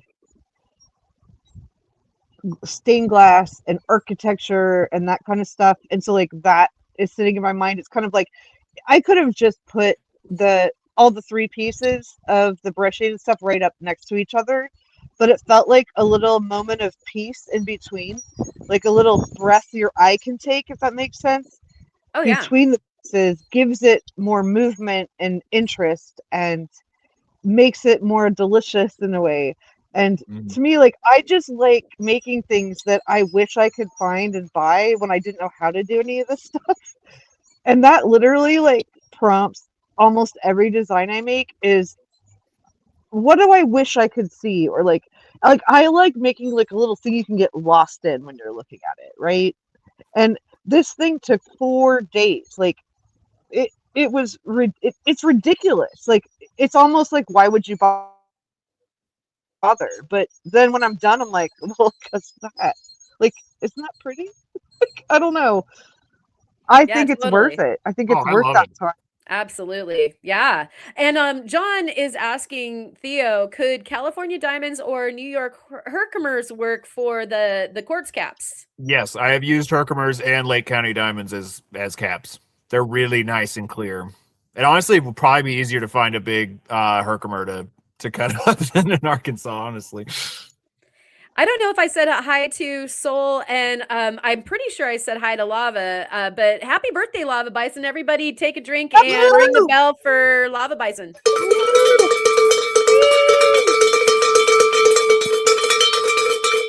Yeah, Herkimers are And great. I fast at Herkimers regularly because they're so nice and clear. So I've used them for caps before. They're really good. Lava was talking about It doesn't. wanting to. It doesn't really seem like. Oh, sorry. Didn't mean to talk over you. I was just gonna say that Lava was talking about getting some brecciated jasper for his birthday, and I mean I know that some of these things that we're seeing are very inspiring to y'all. Do you have your notebooks out? If you're getting ideas right now, write them down. I Theo actually have says, one set aside, a brecciated jasper that I'm going to do this with. The "Hold Chalcedony on, is glass clear, so I'm actually going to do one of these with it. So Theo, just so people Yo, are clear, this particular cab, this yeah, one, you put the wood on top of the opal, right? yes. So it is So, backing, opal, wood, quartz cap. yeah. Okay. I just So wanted that to be. It's like that's what makes it look so cool, is that there's voids in the uh wood, and yeah, that that's where big your gap in the opal middle pop. was a chalcedony vein in the petrified wood. But when you Yeah. get it that clear, or when you get it that thin, they become just Oh, perfectly transparent. So, yeah. and I also found it's a really good way to, like, when you have a Spencer, sometimes you don't know until it's backed and you're all the way down, that there's fractures in there that make it very ugly and it won't make a good cab. So this is so good for things like this where you can actually hide the cracks Yeah. in the opal and make it something awesome. I had one in the video that comes out tomorrow where I was so excited about it the whole time, and then I ground down and I was like, this sucks. There's so many cracks all over this thing. It's not really going to be usable for a cab, but it's Right, going but to then be. you can, yeah, you layer something as beautiful on top of it that Yep. complements it. All of a sudden, you've got art. I'm either going to do, I definitely am doing one with brecciated jasper for sure. I have some really nice ones, but the other two that I'm thinking about doing are gem bone. If I can find one clear enough, because I have some, Ooh, but it's all really red. can I I show need you the my clear jumbo pockets. one? What? Can I can I show it? I made a jumbo one where I put abalone behind it, but Oh yeah. I think you did show me that. can I show that, yes, Karen? I can just send cam me up. a Yeah, file or oh yeah. If you're gonna cam up, do it. yeah. And I can That's what meanwhile, I'm. make while it. she's while she's doing that, Oh, sorry. how did the ring become like a plan? How did that ring become a plan, So Theo? I'll Because put us to I've been end. wanting to do freaking Cuttlebone casting forever, and I finally just decided it's the time. It's time to do Cuttlebone casting. So that's how that happened. Nice. That was the plan. And so I think one of the things that was interesting about going along the process with you on that Cuttlebone thing is that you had to change your plan several times over in I order did, to yes. make it work. I did, yeah. Yeah. The first several failed. Yeah. See, just like that, except with a Spencer Opal behind it. That is literally one of the plans that I'm working on. It'd be bonkers. Like, It's gonna be awesome. The problem is all of mine are super red, so they don't have like nice clears like that. They're like the pockets inside the cells are kind of more like red well, jasper. this is the thing. Like, what happened here is there's a couple of things that came into this existing. One was that Corey sent me a chunk of dino bone that literally looks black until you get it down to, like, I mean, you can see the edges of it Yeah. are thicker pieces, right? But they're not very clear. But the middle part, I mean, it's backed with abalone. And then it's literally like maybe a quarter of a millimeter, if not an eighth of one of the gem bone, and you have to attach it to something before you grind it that thin. Because Yeah. if you don't, it Oh just god. shatters, right? But Just I can gone. send you a little slabby of this so you can do this. That would be ideal. Yeah, and like Jawhick had seen some people doing gem bone over opal that was synthetic, and he was like, hey, can I commission you to do where I send you opal and then you'll put some gem bone on top of it? He was going to provide the materials, I do the labor, we kind of split the deal. But in the middle of all that, I was like, what would it look like on abalone? And like, look at how cool it looks. Just imagine opal back there. Yeah. There's And one. that's I'll send you a video of it after. I can't right now, but after this, I'll send you guys a video of the one I'm thinking about because it's gonna be nuts. I was so excited about it, and then I got it thinned out, and I'm like, oh no, this isn't really usable, but it is. It's gonna be. but this is just examples of just layering. Mm-hmm. Like, this is layers and layers, and it's building up a picture. And how cool is that, right? Like, it's so Yeah. fun. It's And the like, best. do it, people. Because Do there's it. like, Do the nature layering. does make the coolest things ever, right? But with just a little bit of like man-made manipulation, you can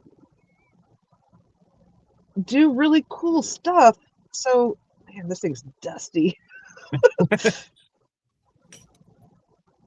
Yeah, so I Just mean, try. layering is one way to create with the rocks for sure, you know, and in order to have that be part of your plan, you're getting what I think it was Kid Curry was saying, a definite master class in you know, making the plan for the triplet or a layered entity. So you're getting double your pleasure out of this, since that's what's kind of going on in two of the studios right now, for sure. Yeah, Hey I'm gonna be Dave. doing a lot more of that very soon. I just cut a ton of turritella, so there will be more turritopals coming very soon. Wow, Sure, that trouble. is so gorgeous to look You just upon. find because it's hard sometimes because a lot of them are like that where they're good, but you really want one that has that center spiral. Or where is it? Yeah, There it is. yeah. And that's Yeah. hard You to can ice. see it super clearly. Like these two. These two are so perfect for a They're primed. turritopal. They're primed for it. Yeah.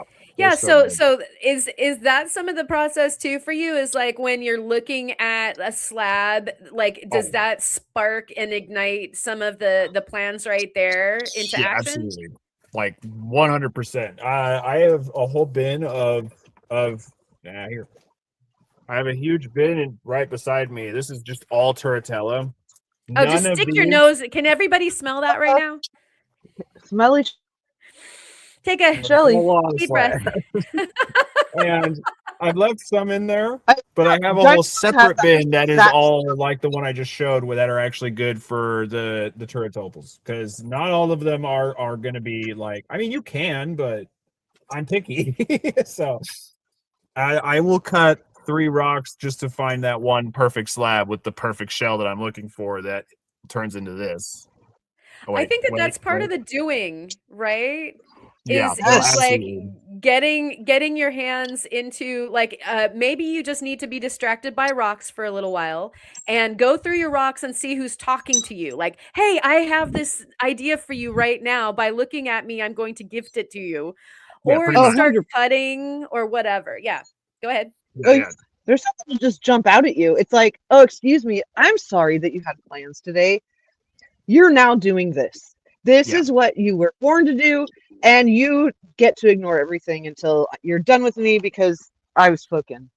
And you're not Yeah. in charge of it. The rocks are in charge of it. Yeah. Earth to Elegance, I don't know if I said hi to you earlier also, but Theo, have you considered stacking multiple layers of opal together? I have, and I not only is it something that I'm going to start doing more of. The cool thing that can happen with Spencer's is they do it by themselves. You can get a color bar on a color bar, and it's the coolest thing ever. So I actually have one in this video that I did. I didn't quite finish it, but it's a layer of pinfire, and right underneath that layer of pinfire is a broad flash. So it's like just glittery sparkles, and then there's just these weird swooping layers of blue, and it's the coolest thing ever. So I'm gonna start manufacturing that like intentionally. Now that I've kind of caught the eye for it, I need to make it happen more because it's really Nice. cool. Wow. Okay, that's actually an interesting kind of whole nother Pandora's box to open Yeah. up, isn't it? Oh dear. Yeah, I'm very excited about it. I have some set aside because I've cut so many now. I've gotten to the point where I can recognize if it's going to be broad flash or pinfire just from the side view of the bar. So I've been starting to set aside my pinfires specifically for that reason. Pippin, why are you spazzing out so hard? No. In the world of layering, we saw that abalone that Muh did, and then you've done amylite as well. Yes. Oh my gosh. I don't think I have any videos of it. I'll have to post it to the Discord tomorrow, but I did one where Yep. it's backing red, just vivid in your face, saturated red amylite. And then it's a layer of Montana agate, so it's just a perfect little dendritic tree. And then I'm gonna cap that, and it'll be awesome. I'm so excited about it. Yeah. I think Yeah. I sent love you guys pictures way back when I made it. Yeah, Oh, that's yeah. what kind of There's a like while ago. Yeah. sparked that idea was having seen that. And so, I invite y'all that are in the chat, thinking about your own process and hopefully some of the ideas that have come into this discussion help to create a little bit more of that momentum, because I think that a lot of the time we in our creative planning need a push from the back or maybe even a boot. Mhm. So what Yep. is it that for you, what gives you the boot, like that makes you, even if you're tired and you're like lying in a puddle of your own misery, what makes you get up and do the thing? I just have to because I'm always tired. That's just my baseline. So you just learn to live That's through true. insomnia, and you'll just figure it out eventually. But I don't know. I'm very much like a. I mean I've told you guys about this in our chat where it's like I kill opals on a regular basis just because I'm like I want to see if this is gonna work. Oh, it didn't work. Sucks. Goodbye, opal. It was nice knowing you, but I have a very kind of Years until you met me. Sorry. yeah. I have kind of a reckless habit of curiosity winning out. Actually, literally today in our chat, I said that the F around and find out is a little too strong with me. Yeah. Right. Where if I'm curious, I'm just gonna go test it right now. And if it fails epically, that sucks. That was a really nice like AAA grade opal, but we will remember ye well. Right. Yep. Well, I also worth that the 10% of the things that do work out. And I would say that, sometimes the curve is that hard. Yeah. No, it is for Uh-huh. sure. Yeah. Yeah. It's worth it. It's worth it to sacrifice some stuff. I don't know. My mentality is also very much like, except for specific things, like if you get a weird striated red flash labradorite, don't get rid of that, because it's going to be a long time before you can find another. But like for most rocks, honestly, I have a very I'll get another one mentality. So I think that also helps my recklessness, my reckless curiosity to just test with stuff a lot more, because I have a very like, if I ruin it, I'll just get another one eventually. It's fine. I Yep. think that is an overlying theme for almost everything creative, because if you think about it, a lot of artists, they don't want to like ruin that white field of the brand new canvas or the Mhm. paper, that shocking white paper syndrome, and that goes for writers too. Oh yeah. And so I think that one of the things that you have to be willing to let go of is not only materials, but that nothing is precious. It Yeah. just can't be Yeah. too precious. You're Including going to melt time. some metal. You're going to ruin some rocks. Things are going to crack and break on you. Oh, And I think that the people that have the tendency to plan and get more done are willing to make those sacrifices. I mean, when Ma was getting back into silversmithing, she was beating herself up. And I'm like, okay, Ma, I've been smithing consistently for 10 years. I ruined a pendant yesterday. Like, it's just what it happens. Like, we all have our little bag of sacrifices of our FU pendants or rings that failed during the process, and they'll get melted back down and started over with. Like, I don't care how good you are, how long you've been doing something. Everybody makes You're mistakes. It gonna is mess part of the something up. process. Oh, it 100%. And like, it's one of those things. Like, I had to decide to like, I need to set this aside till I've got more time, till I don't have commissions, so I don't have other things on my brain, till I don't have a show I'm trying to like pump things out. Or like, I Gosh, literally was dude, trying to like, he wants in I my was light trying box so bad. This is a Go great away, show. sir. I love it. Pippin is showing us how to jump into our, projects. Yeah. Yeah. but Oh the bottom yeah. line, I had to give myself a break and be like, you can't d relearn this or however, like whatever, get back into it. And I was not good at it. Like, I'm not gonna act like I used to be good at it. I hated it when I first did it. I was like, this is terrible. It's I did it and it was like I look at pieces I made and I'm like, yeah, okay, that actually looks way better than I remember it looking, but it's one of those things where it's a completely different skill. It's a Yeah. completely different thing Yeah. that I have not dedicated any amount of real time to. And Yeah.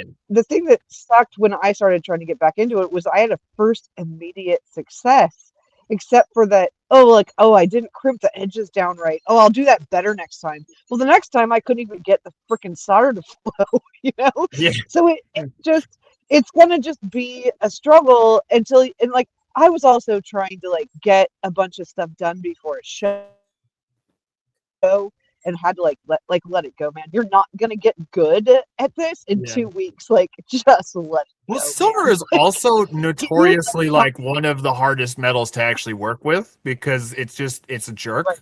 Karen needs to Um, ring a bell. Apparently, yeah, yeah, do you want to get? yeah. Do it. Cut us off. We'll just keep talking. Like every goldsmith that I talk to, they're like, "Oh, you're on silver. You just wait till you get to gold. You're gonna Yeah. be like going back to easy mode." Oh, yeah. Wait till you level up to I can spend freaking thousands of dollars to make Yeah, one but I mean, piece of it's something. true. Like I've heard from I consistently know every it's single true. goldsmith I've ever talked to, and they're like, "Oh, silver sucks," and I don't mean Oh, like, "Oh, I won't bother working with silver." It's just gold is and copper. Like right. other metals just behave themselves. Silver's a Right. jerk. Silver is Oh, regularly a jerk.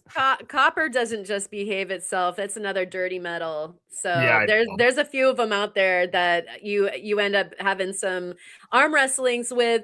But as Dave Liu said earlier on, you know, some days it's almost like it's down to that. Like some days everything, all the solder runs, and Yep. other days like you can't get one to stick, you know, for your life out of a Or wet you're paper trying to get bag. that bezel to flow like Yeah. to the cup, to the back plate, and you end up melting the corner of your bezel.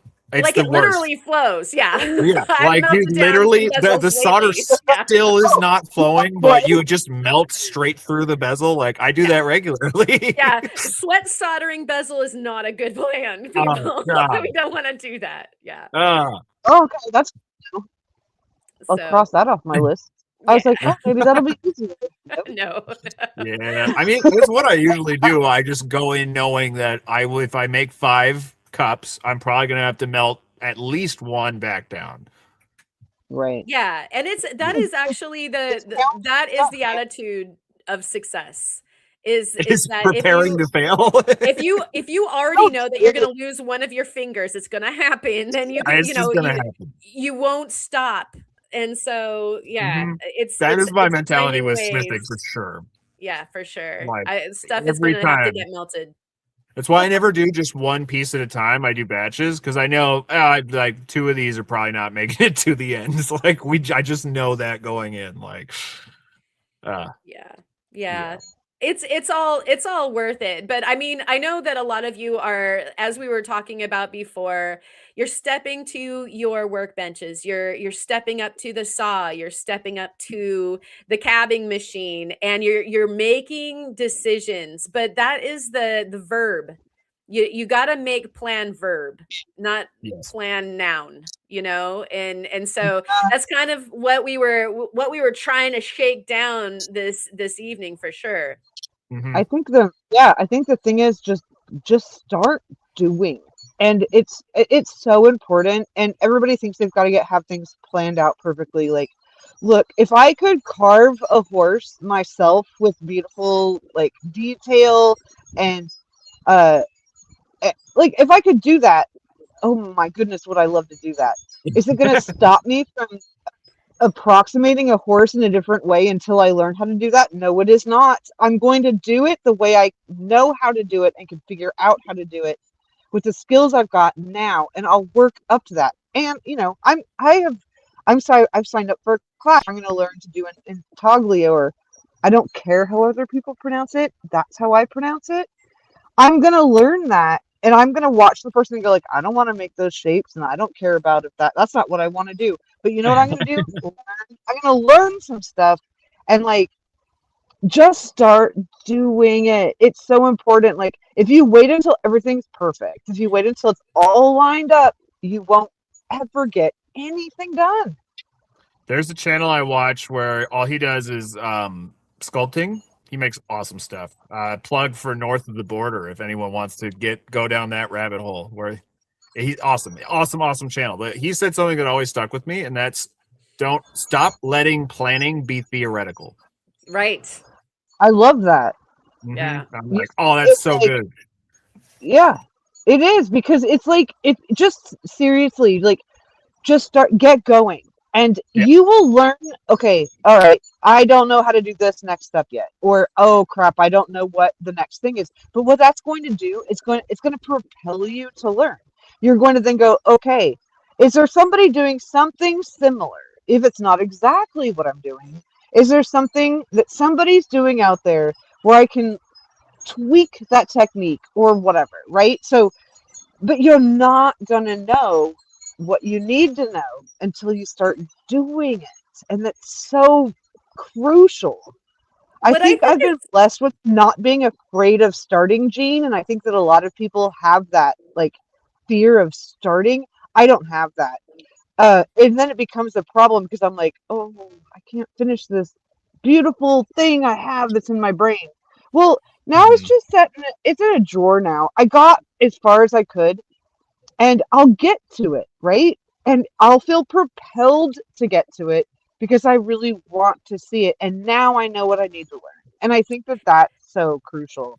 I think that one of the things that you know, in reference to what you were just saying, Ma, when people have a plan, and maybe they see somebody who does something similar, like say on a YouTube channel or something like that. They're seeing this project kind of playing out.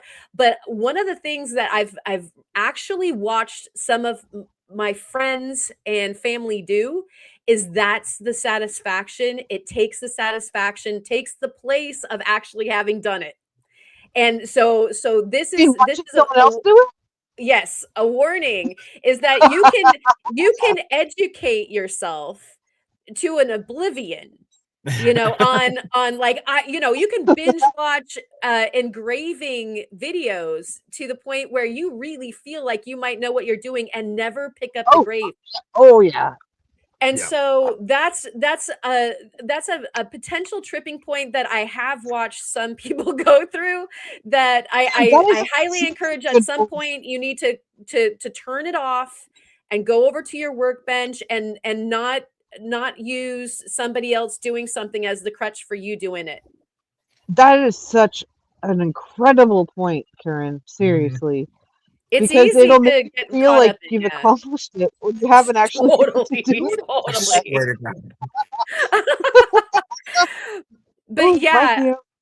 yeah, so you commiserate, and I know that I feel like I've sometimes, I'll be doing dishes at home, and I feel like I've worked all day because I'm watching some other silversmith like completing all these projects and everything. I'm like, yeah, we got so much done today. Oh yeah, Karen, I know how to glow. I know how to blow glass. Apparently, Right, like exactly. I've watched enough of it that like I'm an expert in my own brain. I don't even need to try because I've already accomplished that. Yeah, so I totally get what you're saying. It's like it's someone else's design plan that you're Oh my watching it God, it's come to Pepe. fruition. That will feed a little part of your brain that feels like accomplishment because you've watched someone else do it. Yeah, and on the flip I can side of see how that, big a problem. yeah, there's Yeah. there's there's like a fine line here, because on the flip side of that, a lot of times when I'm having trouble getting started in my own studio, like I'm having a decision paralysis type thing, Right. sometimes Right. if I do put on, like Analysis I'll paralysis.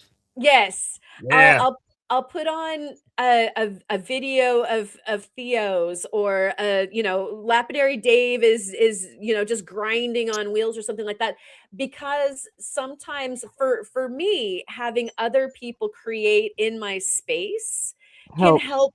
help me get started when I'm having Right. a really hard time starting. And some of that might be because I grew up in a creative home, like my mom was working, so like, okay, well, that's my cue to get firing also. Or if you've been to art school, that wonderful symbiotic feeling of having a bunch of inspired people all be in the same room, all creating, like the quiet murmurs and the sounds of Yes. work getting done. Yeah. And Right. so, there's a line there, and you kind of just have to choose which side you might be on it on any given day. But definitely figure out what the ushers to your creativity are and employ them. Yes. And if you figured out if you just sit there and watch other people do it, it gives you that hit you need to feel Yeah. good. But you actually want to be creative, maybe it's a good spot to sit there and go like, maybe turn it off. And maybe just go and try. And like it is, I get that it can be very intimidating. But it can also be so incredibly rewarding. I mean, it's There's a what reason. fuels my Hi, whole Caleb. life. My whole life is fueled by I have an idea and I want to try it. And I have an Yeah. idea and I want to show my friends what's happening. Oh, look at what I'm doing, guys. Hey, what do you Yeah. think of this? Oh, how could I improve it? Like, there's something really nice about having a community like in the Discord where you can go and show what you're working on and people can give you encouragement. And Mhm. Mm. but yeah, it really is just about just do it, man. Just You Yeah. do it. know, Well, and it's that also thing about, oh, I'm Sorry, go sorry, ahead. Theo, No, go you go ahead. ahead. You go ahead. No, I'll, no, I'll you say go. it really quick, and then you can go.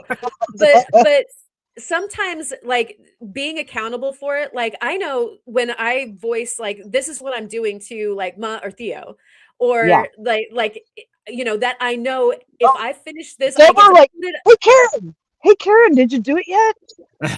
Or if I know that at the end of this project, I get to put it in show and tell at the Discord. So you've got this carrot sitting there that, like, okay, when upon completion, it's not just going to collect dust in my studio and nobody's gonna see it. You can, like, bribe yourself with a little celebration of, like, okay, post it and have people react to it, or whatever. And so figure out what recipe of stuff will get you moving. And Theo, what were you gonna say?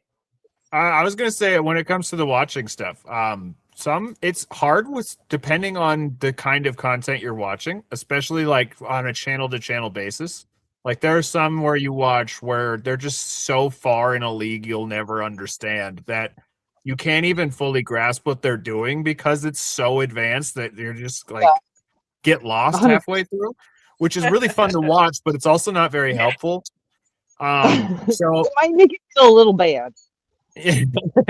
So one thing I started doing a long time ago, like years ago at this point, was I treat every video like a how-to, even if it's not a how-to. None of my videos are tutorials, but I do go in depth on every single video explaining what I'm doing so that anyone watching, whether they want to or not, they can follow along if they decide to. From like slabbing videos to when I'm talking about cut placement to the triplets videos that's coming out tomorrow. It's not a tutorial, but I always try to make sure I am thoroughly explaining what I'm doing. Because if it's about triplets, it's a 3-torial, right? Yeah, it is a 3-torial. That's true. Sorry. This wood cab is a 4-torial. But yeah, it's one thing I realized a long time ago when I was watching some creative channels where I'm like, I don't understand how they're doing what they're doing. And I'm like, I want to do that differently. And I don't think I do a very good job of it all the time, but at least I'm trying. No, you do good. Come on now. You inspire. Like, it's so great. Like, I've got like a guy who has been kind of dangling how to polish jade properly in my face a little bit. Like, not doing it in a mean way, but just kind of like, I felt like I had to earn it a little bit. Like, Yeah. oh, what are you doing? What are you up to? I felt like I had to like earn a little bit of respect till he'd give me some information. And then like you somehow came into the conversation and all of a sudden he's like, oh my god, that's the guy I watched and then got into lapidary from. And I'm like, hey, you know what? To a certain level, me too. Like, very much so. So like you are definitely throwing out your energy and people are picking up on it and you're making a difference. And like, I know you probably know that, but I think that you should still hear it sometimes, that you're making a massive difference in what you are inspiring in other people. Can we get an aw in the chat? Aww. No, but Can we get a good old fashioned rock hound podcast? Aww. Yeah, I'm just a big old stop. It's just who I am. Just freaking deal with it. Like, if I think you're awesome, I'm going to tell you about it. Sorry. Also not sorry. Oh, I think I see that, but at the same time, I'm such a hermit that I like more so than people probably know about me. Like, I'm very like, I wouldn't say agoraphobic, but I am so ridiculously introverted that I don't step out of my bubble very often. So it's really, even after this will be my 7th year on YouTube. And even after 7 years, it still catches me off guard when people say stuff like that, because I'm like, oh no, I'm just the guy who's in his shop by himself all the time. It's fine. Right, you put yourself out there, and that's all it took. Like, sometimes all it takes is somebody putting themselves out there, and then somebody goes, "Oh, I can do it too," and that's just important. And I'm sorry, I'm not trying to be a big old mush party, but like, you are integral to this community, and you should know it, feel it, because you're fantastic.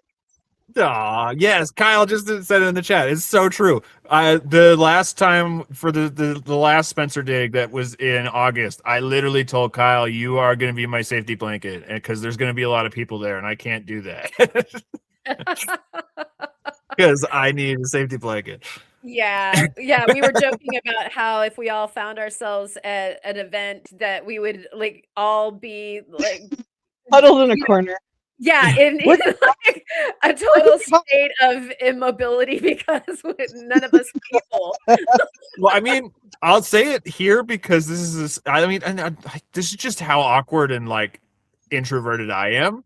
This most recent trip last week at Spencer, I spent most of the time by myself because I was just like, I can't deal with people. My wife's not here. My buffer's gone. I can't deal with people. I can't interact. And then every time I do, it's like, oh no, you guys are my rock people. You're part of my circle. We're good. But like the first hour of the day, I was like, I'm gonna go down to the road and hide by myself because that's where I need to be. I'll be behind the car. I'll be in the parking lot. There's like, and hey, you found that first one in the parking lot, so that's probably not even a bad plan. Yeah, no, I found some really good ones in the parking lot, actually. I don't know. It's funny because I've all 3 of the days I've done it every time where I'm like, I don't even know if I'm gonna go. There's gonna be people there, and then I get there and it's, I mean, everyone's freaking awesome. So it's you immediately your bubble gets popped. But yeah, you guys know this. I was talking with Ma about this last one where I was like, I don't even know if I'm gonna go this time because Alexis can't be there. Kyle's not gonna be there. I don't know who else is gonna be there, and that alone is stressful. Yeah. Yeah, and you know, it is interesting how people and that function can even maybe shade or shadow the rockness of a thing, which is a pity. Yeah. But we do have to arrive at the place where we either have to make these appearances mining, or sometimes it's when we are there to sell the stuff. If you do shows, or you know, if you're represented in a gallery or something like that, you sometimes you have to step up and represent. And so you know, it that kind of goes with the territory a little. Yeah. Yeah, I don't know. There's a thing in, I think everyone who has anxiety, they have that thing in their brain where they're like, oh, you suck. And everyone thinks that. So you need to be careful about showing your face because you suck and you know it and they do too. And then you get there and they're like, oh, no, I'm just really too hard on myself, I guess is the secret ingredient that I'm not seeing. I mean, it's always going to be true. It's always going to be way, way, way, like so far away from what you believe reality is about all of it. That doesn't really matter when you're in the middle of feeling it. Oh, yeah, no. Except that if you can just go like, yeah, you know, you're overreacting, man, right? Like in your brain, you know it. Like, and I know it all the time. I'm like, you're being weird, and stop being weird, Ma. It's actually all fine. Like, don't worry. It's funny because for me, it's like the whole build-up part is the part where I just freak out about it. Then the moment I'm there, I'm like, oh, this is great. This is so much fun. Look at all these people. I know half of these people. I'm looking forward to meeting the people that I don't know. This is going to be so much fun. But for 3 weeks leading up to it, I'm like, I don't even know if I can go. I don't know. Right? I get it. Like, I get it. I was trying to find it. Like, I'm going to help you find out who's going to be there. And like, who's going? I need to know. So that, like, you can go in side by side with these people and be like, hey, I'm just gonna chill here till I feel okay. Like, I went on a personal mission because I understand you so much because I feel exactly the same way. Like, I'm gonna hit up we'll be there, and you, like, you know, just, you know what went on, but just to make sure you're okay, because I was sitting over here going like, oh man, Theo, I feel you, man. Like, I would can usually deal with it very well, but the fact that Alexis couldn't go this time, that like, I was like, oh no, she's the extrovert in our partnership works because one person is a wallflower and the other person is the flower. So and she's a badass, get things done, takes no crap. Yeah, awesome. Exactly. I'm like, oh god, my emotional support human isn't going to be with me. Where is she right now? She's in the bedroom wrangling half of the animals. I'm sorry. I need to know how Spencer is. Oh, can we see how Spencer has grown? Yeah, let me go retrieve a Spencer. All right, and then we'll go ahead and use that as the wrap. And so, Ma, what would your words of wisdom be before Spencer comes out? Don't be afraid to mess up. Don't be afraid to fail. Don't be afraid to try. I think it's the biggest thing that holds people back. I honestly do. Like they're like, oh, like I've heard so many people with fantastic ideas. Like I'm gonna try this thing. Please, just try it. And look, man, you have a community around you. We can help you if you have pitfalls and you don't understand. Like, well, what could I do? What could the solution be? We can maybe help crowdsource that for you. I think that just try. Even if you're too shy to even ask anybody about it afterwards, try it because you will figure out what then the actual limitations are and it'll get you closer to your solution. Truly. Okay, here's He's the a little full boy now. That's a grown Yeah. man. He's purring. Aw. You So want this? pretty. He's such a good boy. Theo, He's Ryan such is a wondering if you recognized where that cab came from in the AI image. Was it from the last video I did with all the cabs? Bing, It bing, looked a bing, bing, lot like bing. the one I did. Okay, sorry. Winner! Oh, he started a new habit by himself. Spencer plays fetch, and it's the best. Oh, that's awesome. It's the best. My He taught cat himself. Bruce used to do that. He brought us a What do you toy, we throw? threw it, and he just saw the light bulb go on in his head where he's like, wait a second. If And I keep Kyle's bringing it back, blaming they'll your keep cat. throwing it. That's awesome. My cat used to do it and forgot. Like, and now though, like, because we used to ball up pieces of paper to do it, like where we ball up pieces of paper and throw it, and she'd go grab them and bring them back. But now, like, she does. It's like a distant, weird memory for her because we'll do that, and she freaks out, but she doesn't know why she's freaking out. Because we'll throw it, and she's like, "Wait, what? What? Oh, wait, I'm supposed to do something now." But it's like it's this callback to her childhood where she used to fetch. So keep Yeah. doing it. Don't stop doing it because Oh, they yeah, forget no. and they We're keeping on it because it's the cutest thing ever. He'll go Cheers. for hours. Cheers, Rakakon. And Kyle's words of wisdom are make, fail, make. I like that. So What are good. yours? So good. What are yours, Theo? Mine would be. What would mine be? I forgot this is a thing that I had to This have is a thing. prepared. It's either that or the lightning round. I would say, we could do both. I'm down for a lightning round. No, I don't have a lightning round prepared. We'll have to do that for the next Okay, bunch. fine.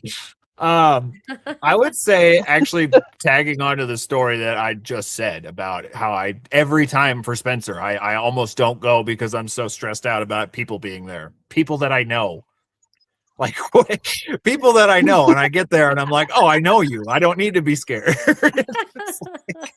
Just be okay with like just step out of the comfort zone. Just go do the thing. Every time I'm stressed out about it, I do the thing, and it's nowhere near it's not even slightly the thing that I built it up into in my head. Like not even kind of. So yeah. Just get out and do the thing. Yeah. Yep, get out of your way and let things happen.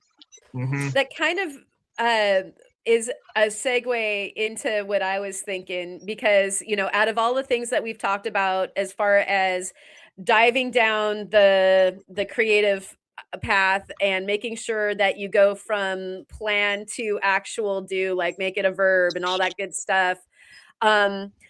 Raise your hand if sometimes like you will get your pants stuck on a high peg where all of your limbs are just flailing because you refuse to let go of a piece that's not working at the moment. And so one of the things that I also need to make sure that I do is if something's not working, work on another thing until the way starts to reveal itself. Instead of being, there was a description of this to me at one point where it was, imagine if you were to read an entire chalkboard, but your nose was stuck on the chalkboard.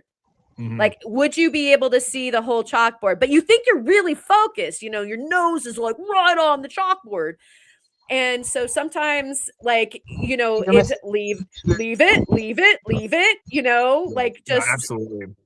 let some space happen. Maybe it goes into a timeout corner, or for me, I actually do put it like on my camera, or rather my computer desk or something like that. So I'm looking at it and we can have conversations, even if they're ugly conversations, but at least we can, reform our relationship. But I gotta stop. Sometimes you got to know when to stop before you melt it down, before you break it, whatever, and just work on something else for a little while, and then maybe come back to it on another day. 100%. This is probably, for anyone that doesn't know my system, watching me work on an average workday is probably the most stressful thing ever. But it's the way I'm the most productive is if I bounce 2 hours per thing. So I will never go to work and just prep fossils all day. I will prep fossils for a couple hours while slabbing rocks, while finishing up a few pieces of silversmithing. Like, I just keep jumping back and forth, because the longer you do one specific thing, the more likely you're going to mess it up. Yeah, I mean, for me, I can work 8 hours on one faceted stone. Like I'll get freaking laser beam on something, and I will just go for it, like from start to finish. But Kid Curry is asking, do I ever cuss out a rock? And what do you guys think? Oh, I did today. Oh.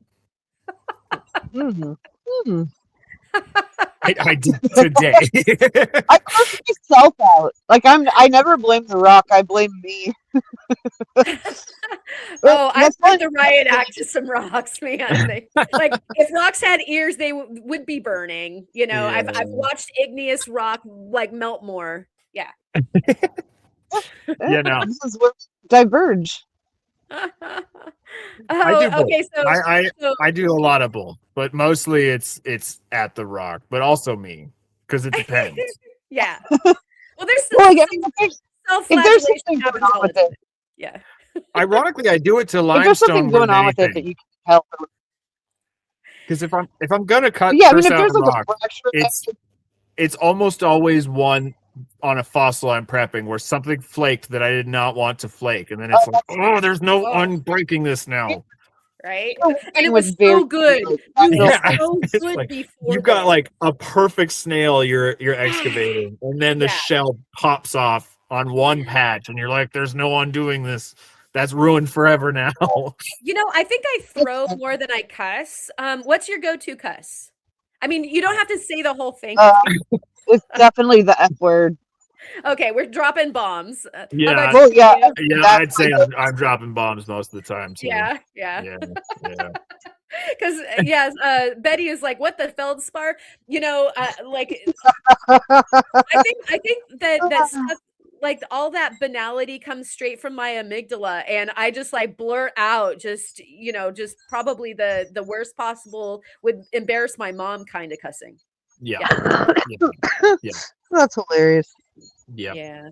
I'm not shy. I'm kind of a sailor. There's primary cuss words that, like, there is colors, and sometimes they blend to make a new color. This is so true. Yeah. Kyle, that is beautiful. Yeah, that is poetic. Yeah, it is. Beautiful. It's conjuring beautiful. Yeah, that's wonderful, sir. And so true. So what I'm gonna do? Oh, go ahead. I was just gonna say, it's really funny because I have this weird switch in my brain where I can just shut it off. Where, like, if I know I'm not doing anything serious, like, yes, there's a bit of me that's a sailor, but I have this weird switch in my brain where I can just shut it off. I think during the podcast, I was the only host that never swore on camera. That's probably true. And that switch is it exists because, like, I was on the radio and I never got in trouble. Yeah. It does exist. I just imagine my mother being there, and then I don't swear. Oh, my mom swears more than I do. She doesn't care. Yeah. That is a bad way for me to go about things. It's my dad that I should imagine, because my mom will, if highly provoked, like, but we're talking highly provoked. Whereas my dad is stoic, master of himself and never even say ass. Oops, sorry. But I he don't will think just that's be technically a swear word, you know. right, but I just feel like he won't even traipse over there. So yeah, that's the better one. But yeah, I just have to imagine my parents are really close, which isn't hard to do because they live in the house in front of me. But Yeah. yeah, I can make that switch happens real easy for me. Mhm. Yeah, Yeah. I imagine myself maybe in front of a child or something like that, but I still I have a thing where it like those words won't come, but then if I allow them to, then, you know, it can It's like be a floodgate. pretty dang raunchy. Yeah, it's Yeah. pretty bad. Yeah, Like that's the like most maybe advice. maybe a little pent up. Yeah. Yeah. 100% So I think that. the thing in my brain is I don't know. Some people don't like it at all. Some people don't mind it, and some people actively enjoy it. So I don't do it in front of anyone I meet until they do it first. And then once I have a feel for how comfortable they are with something, that's when Yeah, I'm I pretty know how sure much that to baffle the stream, so to speak. yeah, Yeah, I'm yeah. pretty sure Theo didn't swear till I started swearing. And then I Yeah. was like, No, yeah. wow. We had been talking for months. And Yeah. yeah. And then, like, your wife sent me a video where she was like a sailor, and I have never laughed so hard in my entire She life. was so mad because we were in Florida and there was just this Oh, construction pit next to next to the flea market, and I'm like, oh, that's a shell pile, pull over. And she's like, I'm not pulling over so you can go rummage through a construction site. It's like, there's gonna be Miocene shells in there, babe. We gotta pull over. So I get out. We're both sick, like super sick.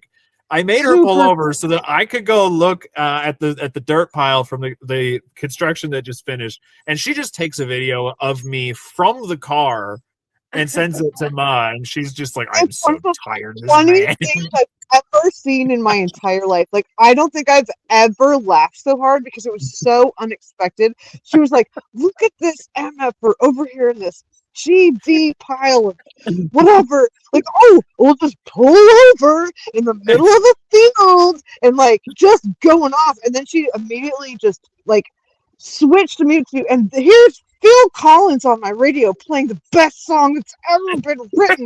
I just, She I've was never super laughed sick, so hard. and she is volatile when she's sick. Oh, and I just told her, I was like, I'm saving this and watching it anytime I'm even sort of sad.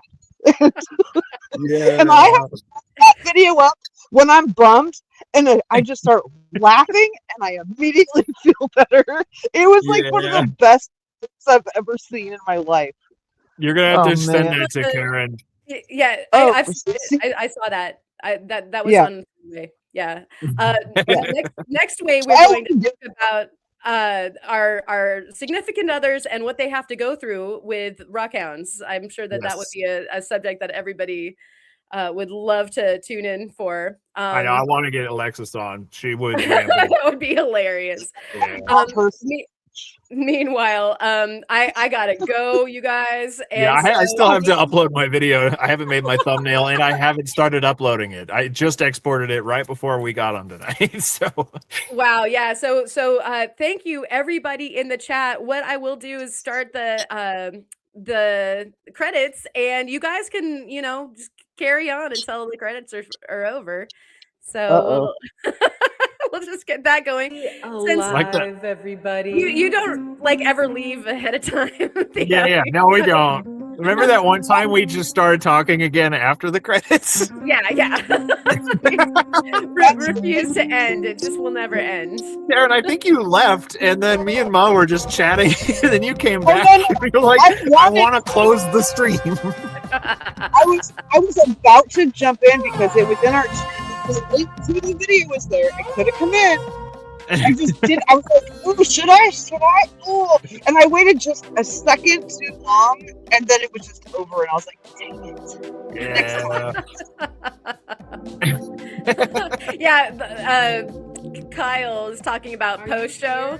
Like during the Rockhound podcast, we used to post shows so hard. So hard. And we wish that we had kept the video going because Like, I mean so sometimes bad. that was like the best part.